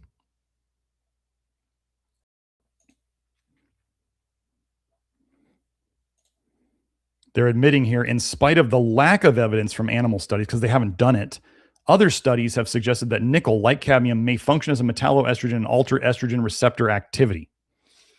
In vitro studies have shown that's like cell studies, right? Have shown the ability of nickel to mimic the effects of estradiol on cell proliferation and block estradiol binding to the estrogen receptor alpha. MCF7 cells treated with either 10 to the negative 9 molar estradiol or 10 to the negative 6 mole nickel shows a 2 to 5 fold increase in cell growth. Additionally, as with cadmium, the presence of nickel, that was the paper that we went over, does not affect the receptor's KD yet does decrease the number of estradiol binding sites, suggesting that nickel also interferes with estrogen binding in a non-competitive manner. So it's screwing up all of your estrogen. It's guys and ladies. It's screwing up all of your estrogen pathways. As with cadmium, the binding of nickel to the estrogen receptor appears to induce the expression of genes associated with cell growth. Although few studies have analyzed the effects of nickel on gene expression in mammary cells, the effects of nickel have been widely studied in other cell types. Data from microarray analysis of nickel-transformed mouse fibroblasts revealed an overexpression of cyclin D1, a gene that has been shown to play an important role in breast cancer cell growth. The hits just keep coming. Here we go. Another reason to take your zinc. Wait, why didn't it go to it? Okay. Similar in vitro studies have indicated that nickel can replace zinc. You remember the apartment analogy? Nickel can replace zinc. You want zinc, you don't want nickel in the DNA binding domains of the estrogen receptors. But this replacement results in a decreased DNA binding affinity, likely due to the difference in the coordination of chemistry of zinc, tetrahedral, and nickel, octahedral. So they're different shapes, which may in turn cause a conformational change that may decrease DNA binding. This suggests that the mechanisms of how nickel and cadmium function as metalloestrogens are likely different. So if you have both going on, that's even worse, because now you got two different approaches. Just again, pay attention. Nickel can replace zinc. You're going to have stuff in the places, especially divalent cations, the 2+. Nickel's a 2+, zinc is a 2+. So think of there's a 2+ apartment building, and you're going to fill it with 2+. You can fill it. You could go outside and breathe in car exhaust, because we all do, and fill yourself up with cadmium and lead and all that stuff and put that into the apartments. Or you can take some zinc, hopefully fill up your zinc spots, have the zinc help kick out nickel, and then fill the apartments with zinc so that when you're exposed to cadmium and lead and cobalt and all this stuff, there's no apartments for them to move into. Does that make sense? The apartments will be filled. Your actions determine which type of metals fill those spots. Nickel, for example, plays significant roles in chromatin remodeling, which is a proposed mechanism for nickel-induced carcinogenicity. Pay attention here, you methylation geeks. Specifically, exposure of cells to nickel has been reported to alter the acetylation, methylation, and ubiquitination of histone proteins, which in turn affects transcription. I'm going to say it again. Folks, your methylation problems it's not your methylation defects are causing you to have problems with toxicity. The toxicity is causing your methylation problems. I've shown this with vitamin A. I've shown this with glyphosate. They can make methylation in different parts of your body go up or down. Things just get all screwed up. Your methylation problems are not a deficiency of Merck-created methylcobalamin and methylated folates. If anything, Merck and their products helped contribute to the toxicity problems that have caused methylation issues. And then, wow, then they present you with the solution? Isn't that how things work? They create the problem and they present you with the solution. Or you could fix the toxicities that cause your methylation problems. And then in the big niacin episode that Kelsey and I went over, they showed that even in people with a very specific genetic disease that caused them methylation problems, they totally normalized their methylation with flush niacin. Because what does flush niacin do? It gives your detox system the gasoline it needs to run, the NAD. It produces more NAD for less money than anything out there. I don't care if you bring up NMN, or a nicotinamide riboside or whatever. It makes more NAD than all of those, and it's cheaper.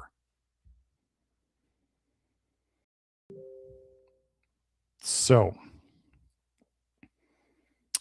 studies describing nickel-induced epigenetic changes have reported a global loss. That's over the whole body of both histone acetylation and H3K4 methylation, and a global increase in H3K9 methylation, all of which are associated with gene silencing. Wait, so it's decreasing this methylation, and it's increasing this methylation. Do you understand that the methylation problems are toxicity problems? Stop blaming your genetics.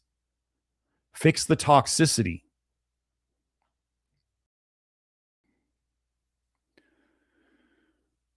In addition, we get another replacing thing, another apartment analogy. In addition to nickel-induced histone modifications, nickel has been shown to preferentially bind to heterochromatin by replacing the magnesium ions. Wait, is nickel the great replacement in the health world? Oh, I'm just wondering. That are naturally found in high concentrations and thus play an important role in the condensation of heterochromatin. Wait, so nickel replaced zinc, nickel replaced magnesium. Wait, what is that number there? Oh, another divalent cation. We love our magnesium lotion. We love our zinc. If nickel can replace them, they can replace nickel. Which do you want in your body? Nickel has also been shown to increase DNA methylation, which is associated with gene silencing.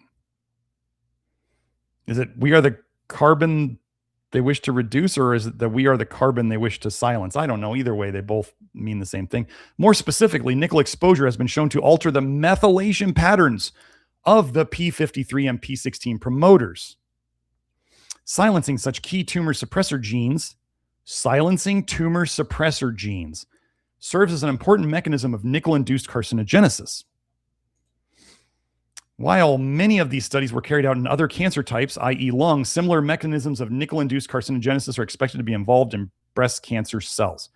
How many times do we go over methylation here? I don't even care about methylation anymore because the root cause of methylation problems is toxicities that we are fixing. Those of you who have gotten into the methylation game, you find that it's like a game of whack-a-mole. Like you try to push this down and this pops up, and you push that down and this pops up. Methylation was one of the most educational, in a good way, phases of my development that I went through, where I was obsessing about undermethylation and overmethylation and all this stuff, because I realized it's totally useless as a thing to focus on. It's not treating the cause. It's horribly, in terms of real world effectiveness, it's horribly medicating the symptoms. Okay.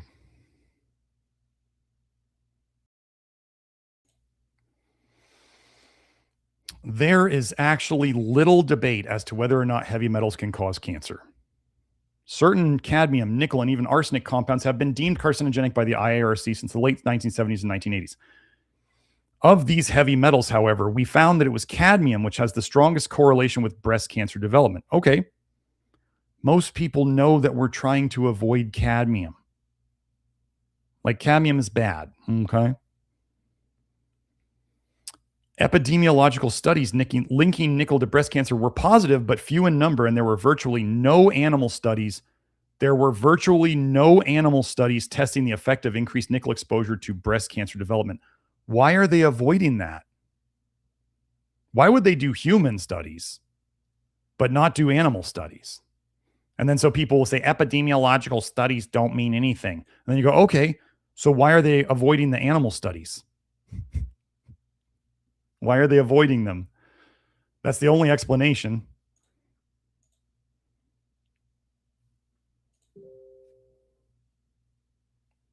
Our contention, however, is that chronic exposure to cadmium and nickel at concentrations well below the World Health Organization limits. Remember, in the last show, we went over how the World Health Organization increased their allowance of nickel is still dangerous due to bioaccumulation and peculiarly high affinity for specific proteins like the estrogen receptor. As I said many times last week, the purpose of a system is what it does. We have research showing, and here's the other problem for people who can't understand my work, is that accumulation of toxic metals and fats, especially fat-soluble toxins like, vitamin A and rat poison cholecalciferol vitamin D in the tissues and copper in the liver and everywhere else, causes problems. It's the slow accumulation. It simply means if you have more coming in over time than you are able to get rid of, you accumulate more toxicity. Just like if you spend more money out of your bank account than you put in it over time, your bank account shrinks and shrinks and shrinks. It's the same concept. It's like flux. It's how much turnover you have. You want to get fat. You want to put in less toxins. You want to facilitate the removal of toxins from your stored tissues. And you want to provide the body the nutrients that it needs, which is not that many, that help your body to do that and to protect itself from the toxins. That's it. That's health right there. When you read our testimonials, this is what we're doing. This is literally what both of those people did. If you're tired of running around trying to find the answer to your health and listening to influencers who probably didn't ever graduate college about what to do about your health, then you're here, you're in the right place. Okay. Finally, it is also worth noting that both cadmium and nickel were found in various human samples, including urine, hair, blood, and breast tumor tissues. Okay. While healthy individuals had detectable levels of heavy metals, because everybody's exposed to them, significantly higher levels of cadmium and nickel were found in patients with breast cancer. The studies presented in Table 3 further argue the need for additional studies on chronic exposure to these metals at low concentrations. Also lacking in the literature are any studies evaluating whether heavy metal exposure during a critical developmental window For example, prenatal, before birth, puberty, or postmenopausal would lead to an increased risk of breast cancer. Many reports do indicate a positive correlation between certain childhood cancers and prenatal exposures to endocrine disruptors.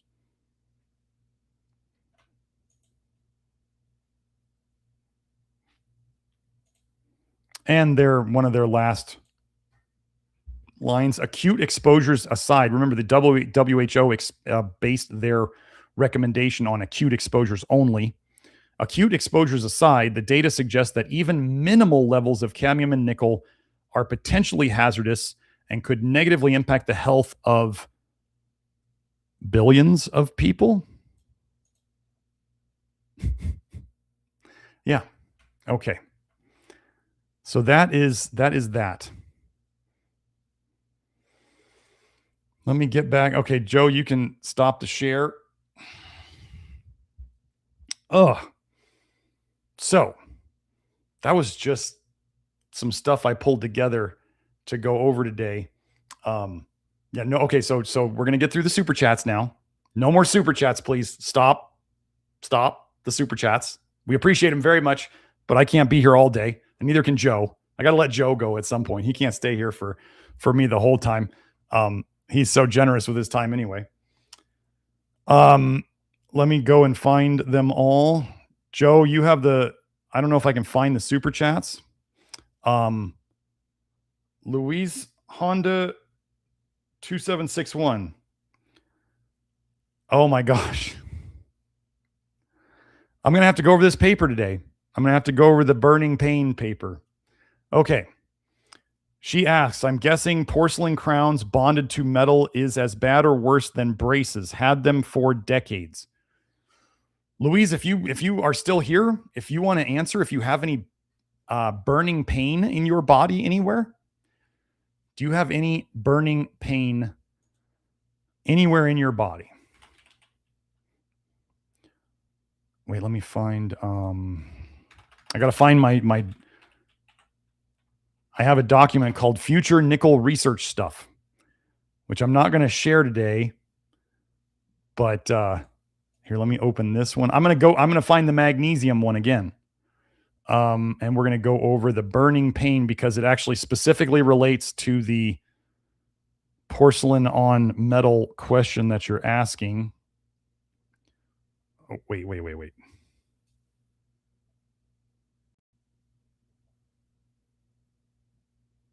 Oh, no, that's the other. Okay, sorry.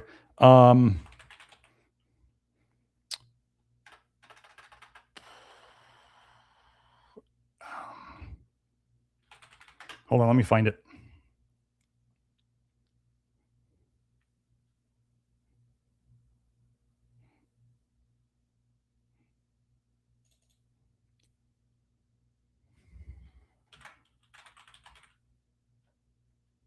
Okay, here we are.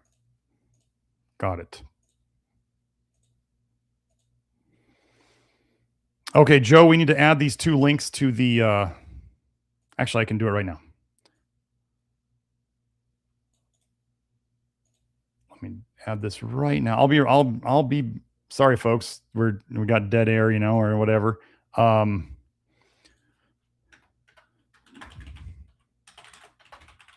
Nickel and burning pain. So, folks, if you are out there and you have burning pain, you're going to want to pay attention to what I'm about to go through. And then also I want to get the next magnesium thing, because again, you'll see that magnesium protects against nickel toxicity, which is probably why one of the big reasons why our magnesium lotion is so popular.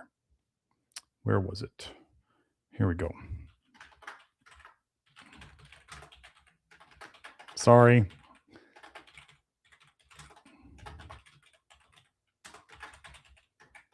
But we will have, now it'll be on here and Joe doesn't have to do anything later. Okay.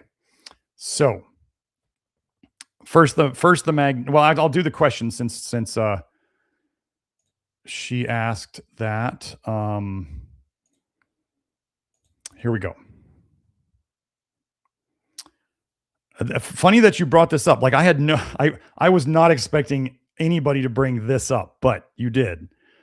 The Nallen nickel effect. Kelsey found this paper, a mechanistic perspective on burning sensation. So if you have burning mouth, if you have burning pain anywhere, and lichenoid reactions in long-serving porcelain fused to metal restorations. Porcelain fused to metal crowns continue to serve as a cornerstone of restorative dentistry owing to their strength, affordability, and aesthetics. However, late onset complications such as oral burning and lichenoid reactions, that's like, think of it as like a skin scarring. That's as much as I'm going to explain it here right now, have been observed in long-serving porcelain fused to metal, suggesting complex host material interactions that extend beyond simple mechanical wear. This perspective introduces the Nallen nickel effect, a theoretical model proposing that a host and environmental dependent threshold of bioavailable nickel ions, the most toxic thing of nickel, once exceeded, may trigger a neuroimmune cascade culminating in a burning phenotype of pain. So a burning expression of pain. Within this framework, slow corrosion at exposed PFM interfaces releases nickel into saliva and crevicular fluid, facilitating epithelial uptake through your mouth and activation of innate immune sensors. Okay, so we got one burning pain issue. Next, let's go here. Did I not highlight this one? Cutaneous and oral eruption from oral exposure to nickel in dental braces. I can't tell you how happy, folks. My son's braces come off in about 3 weeks. I can't tell you how excited I am to get him out of those. He's probably going to have some nickel detox. He's already been taking Pectisol like two times a day, maybe 3 times a day sometimes. And I think it's going to be a very good thing. And then we're going to get him in the Revive. So instead of a retainer after it, we're going to get him in a Revive and we're going to fix whatever's left. Okay. A common presentation of so we're talking about oral eruptions due to nickel allergy are rare. A common presentation of intraoral, inside the mouth, contact dermatitis is the presence of lichenoid plaques on the buccal mucosa, so like the inside of the cheeks, adjacent next to the offending antigen, like braces. Okay, so they were just talking about porcelain fused to metal nickel problems, and now we're talking about braces. So we report an unusual case of cutaneous and mucosal nickel allergy arising after placement of dental braces. Patient developed an itchy rash on his abdomen and under his wristwatch 1 week after dental braces were placed. That's nickel allergy. But the child didn't have nickel allergy before the braces were put in because the braces pushed his toxicity over the limit. Do you understand? It's not nickel allergy, or he would have already been reacting to these things. It's nickel toxicity that accumulates. The patient, so yeah, let me highlight this again. He was diagnosed with allergic contact dermatitis from nickel. The patient avoided cutaneous nickel exposure and had a minimal resolution of his symptoms. 1 year later, the patient developed swelling and burning of the lips. Secondary to extreme discomfort, the braces, so they only took out the braces because they hurt the kid so much, not because they have nickel in them. The level of intelligence and taking responsibility of the medical profession must be at an all-time low. So the braces, which contain nickel, titanium, and zinc, were removed. The patient underwent standard patch testing. The final reading at 96 hours showed that's a high reaction to nickel, palladium, cobalt chloride, and neomycin. The patient experienced relief of his oral symptoms after removal of the braces. No current relevance to palladium, cobalt, or neomycin has been found. They removed the source of the toxin, and the toxicity problems went away. So if you have burning pain, I'm going to say I could probably 99% guarantee you have nickel toxicity and other toxicities as well. So there's that. Now let's do the magnesium one. Joe, these links are in the doc if you're trying to find them. Here we go. Magnesium inhibits nickel-induced genotoxicity. We were just talking about DNA toxicity from nickel in that other paper. Wait, so magnesium inhibits nickel-induced genotoxicity and the formation of reactive oxygen species.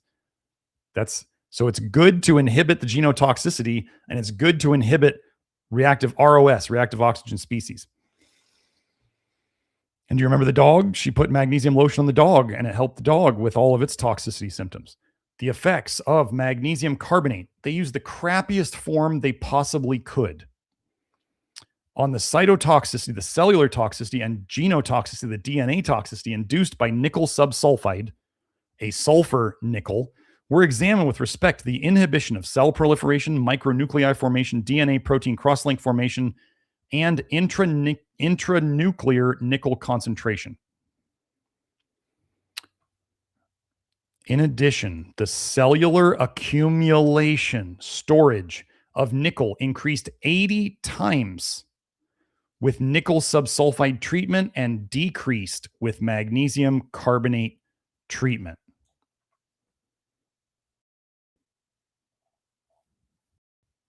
Nickel was decreased with magnesium. So again, go get your magnesium lotion. It'll help.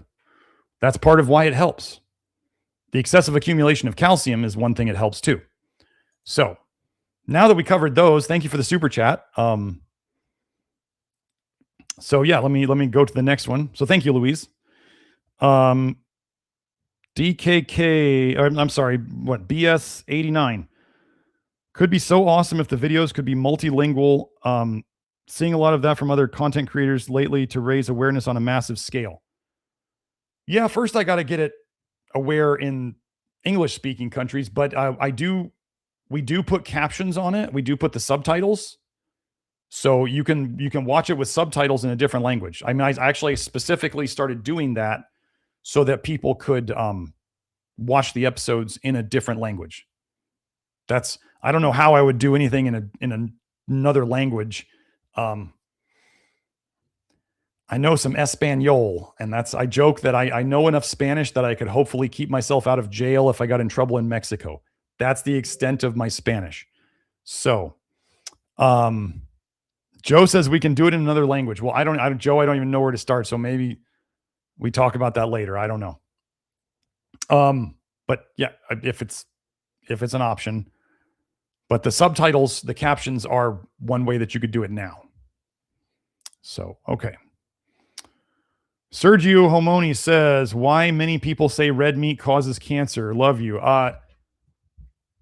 One of the biggest things. So one of the things that we are against here is pork and shellfish. One of the things that when they do studies on meat is they lump pork with red meat. They do not separate out pork from red meat, and they also include what I call tube meats, like sausages and other stuff like that, which are known to be definitely not as good for you. If you ever wanted to find studies on meat not being good for you, go look at the tube meats, the salamis, the pepperonis, the sausages. Go look at those. But when you put all of those together, then red meat gets dragged down by disgusting pork and by tube meats, preserved meats. So that's why they lump them all together. They purposely lump them all. Okay, remember, they want you to be plant-based and eat the bugs. They want to take meat away from you. Now, there is no research study police out there to catch people. Here's one of the biggest problems with AI. AI believes every single thing that's on the internet. AI is extremely dumb. It believes everything. So any study that comes out that says, any study on PubMed that says this happened and this is the way it goes, AI believes it with 100% full belief. If there's something on the internet that says the body works this way, the AI believes it.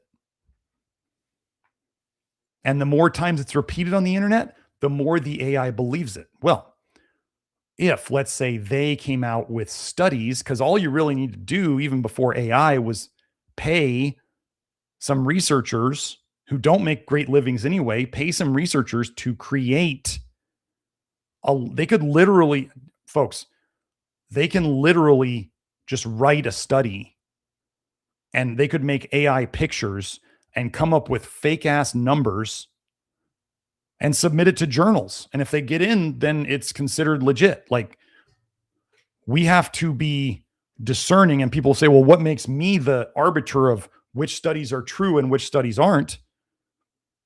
I go by the results I see in people. So we have looked at people's patterns. We go and we find inklings in the research, and then we put them all together. And then we start creating a picture that apparently conventional medicine and alternative medicine can't put 2 and 2 together to figure out.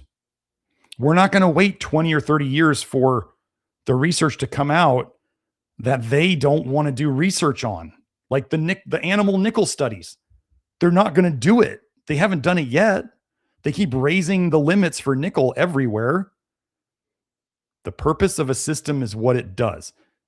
If we are lied to every day from multiple sources, including the trusted sources, the purpose of a system is what it does. If we are poisoned by nickel all sorts of ways and we're not told about it, what's that intending to do? Is that intending to poison us? The purpose of a system is what it does. This may scare the crap out of some of you. I know someone I used to care about, when they started to think that everything in their world might be a lie, they immediately put on the blinders and said, they basically started accepting everything they heard from only the sources they wanted to hear. And that was it. There was no more conspiracy, no more anything that is outside of the norm that they hear on mainstream media. I've seen it happen to someone I cared about.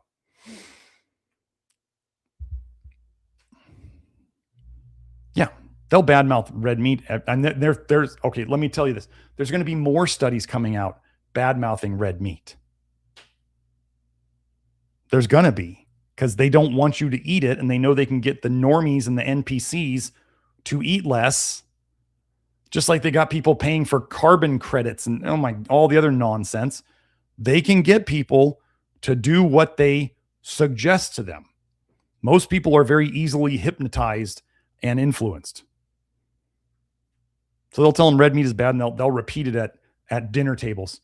Red meat causes cancer. No, it doesn't. Okay, hold on, Joe. We'll get to your I think we'll get to your image in a second. Sergio Homoni says, is calcium propionate from my white bread bad?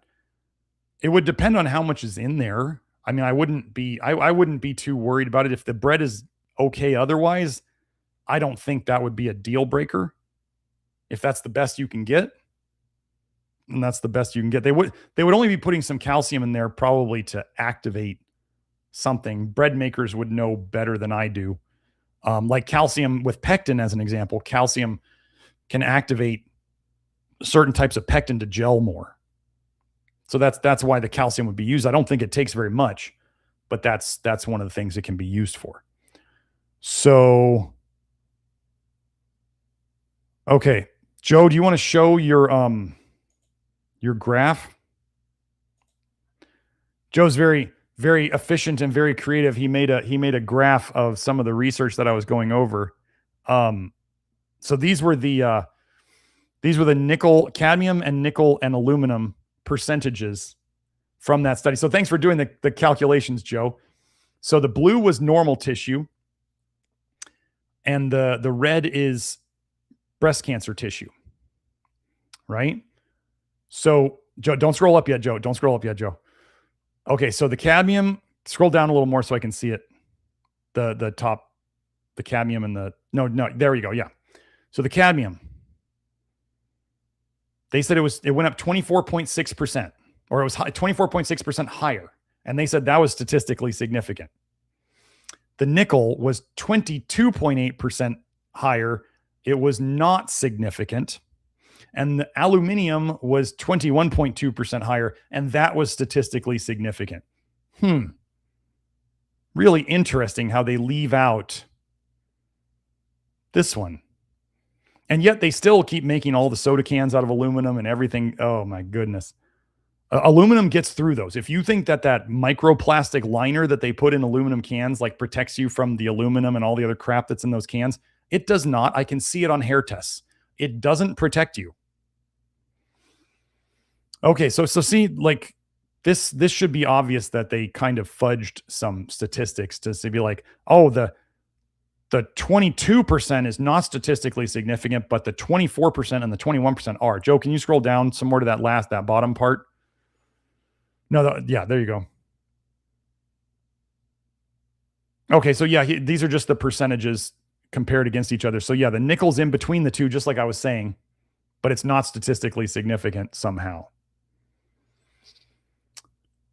So anyway, so that Joe, their Claude put some apologetics down there about why this might have happened. I think anybody with a brain can look at that and go, this doesn't seem right. Like sometimes you have to look at statistics and go, that doesn't seem right. Or the authors may not have wanted to go into that. Or maybe that wouldn't have helped their research careers or something. Remember, lies, damn lies, and statistics. So, okay, Joe, that's good. Okie dokie, it's 12:12. I think that's an auspicious time to stop.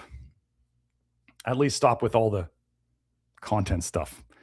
So, can't make these things too long. So you guys who are out there, let me get into the, okay. The show's wrapping up. So if you want to stick around for the links, just remember the Pectisol and the Pecticlear are now in our shop, especially you Love Your Liver members will want to go and check out the VIP store where our Love Your Liver members get better prices on things. So, but that's password protected and you only get that if you're in the Love Your Liver program, but then you get discounts on everything. Well, all the supplements, I mean. So let's get into it. So you are most likely watching this show here on youtube.com. We are here at Nutrition Detective, and we are putting up shorts and reels on our channels, and that's hopefully going to really ramp up soon here. I've been working with some people, and we're really going to try to get this information out there. So make sure to like and share it. And remember that the way that YouTube, don't forget the hype. I don't know, Joe, you probably can't show the hype button, but for those of you who are on your phone, I don't know if it's on the website, but I think it's the 3-dot thing on the right under a video where you can open that menu and you can hit the hype button. This helps. Okay. So this is where YouTube's looking for people who are willing to go and hit that hype button. So don't forget, I don't think you can do it on the website. I think you have to do it on your phone. So anyway, that's that. So that's our YouTube page. We're there. We're going to be posting. So onto Twitter. We'll be posting shorts and reels on Twitter as I'm going to be posting all over the place. So that's where I am. I'm under NutriDetect there because they didn't give me that many letters to spell my handle. So moving on, another place to see our show is Rumble. Rumble's an interesting website. But anyway, Rumble, it has all of our shows unedited, unfiltered. I've had to do some editing of some unapproved terms here on YouTube at times. Even had one episode 198 was removed. That you can find at Rumble. So if you ever want to find every single show, you can go to Rumble for that. And that's where those are. Our main website. This is where you can find the VIP store And the regular shop is for normal folks. The VIP store is for the Love Your Liver members. If you want to find the shops, there's the VIP store in the shop. You can find our consultations with Kelsey, where she's going over the consultations with hair testing and blood testing. And then you get a consult with that, and you get access as part of getting a consultation package. You get access to the Love Your Liver program, which we'll go over in a second. We have the instructions for the supplements there. You can see the instructions tab. There's testimonials if you want to read them. We're constantly doing testimonials. The bio for Kelsey. And then also, just if you want to find the Love Your Liver program, that is the membership tab right there. So the membership tab basically takes you to the Love Your Liver program, which if you want to go directly there, that's members.nutritiondetective.com, or you can get there through our main website. This is the private network, the private place where you can talk to other people who are on the journey with you. You can find the Love Your Liver program, which again was doing amazing things before the nickel toxicity stuff. And I'm working the nickel toxicity stuff in there as I can. It's just, as you guys can see, it's so big. Like Kelsey just found that porcelain fused to metal paper the other day, and I was like, oh, now I got to put this in there too. Basically, just like the biological dentist that I met in Idaho, he said we don't put any metal in the mouth anywhere, anytime. And I was like, I am in the right place now. So that was kind of cool. Anyway, and then let's get to, if you're on Facebook, we'll be posting the shorts and reels there. There's facebook.com. So on Facebook and Instagram, I am the.real nutrition detective. Let me show you the Instagram if we still got it on there. There it is. So that's Facebook. Instagram's the same address if you want to find it. I mentioned the Reviv Mouthguard earlier that my son's going to do instead of a retainer after his braces come off. Here is the link if you want to get a discount. That's the link. It's also will be in the information box below, and then you use that code detective. Let's see, what else do we got here? The basis of all of this work. Toxic bile paradigm. This is what I hope will change the paradigm of medicine if it's allowed to happen. So this is the idea that your health problems are caused by toxic, leaky bile, eating holes in your tight junctions and leaking into your system. And so you are self-poisoning.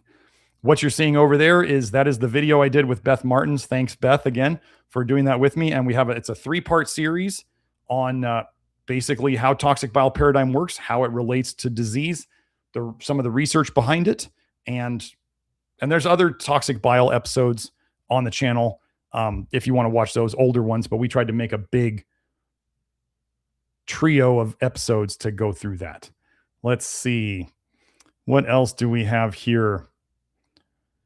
Somebody was asking the other day about stainless steel cookware. Home Chef makes metal stainless steel or nickel free. Home Chef makes nickel free stainless steel. It's what's called 21/0.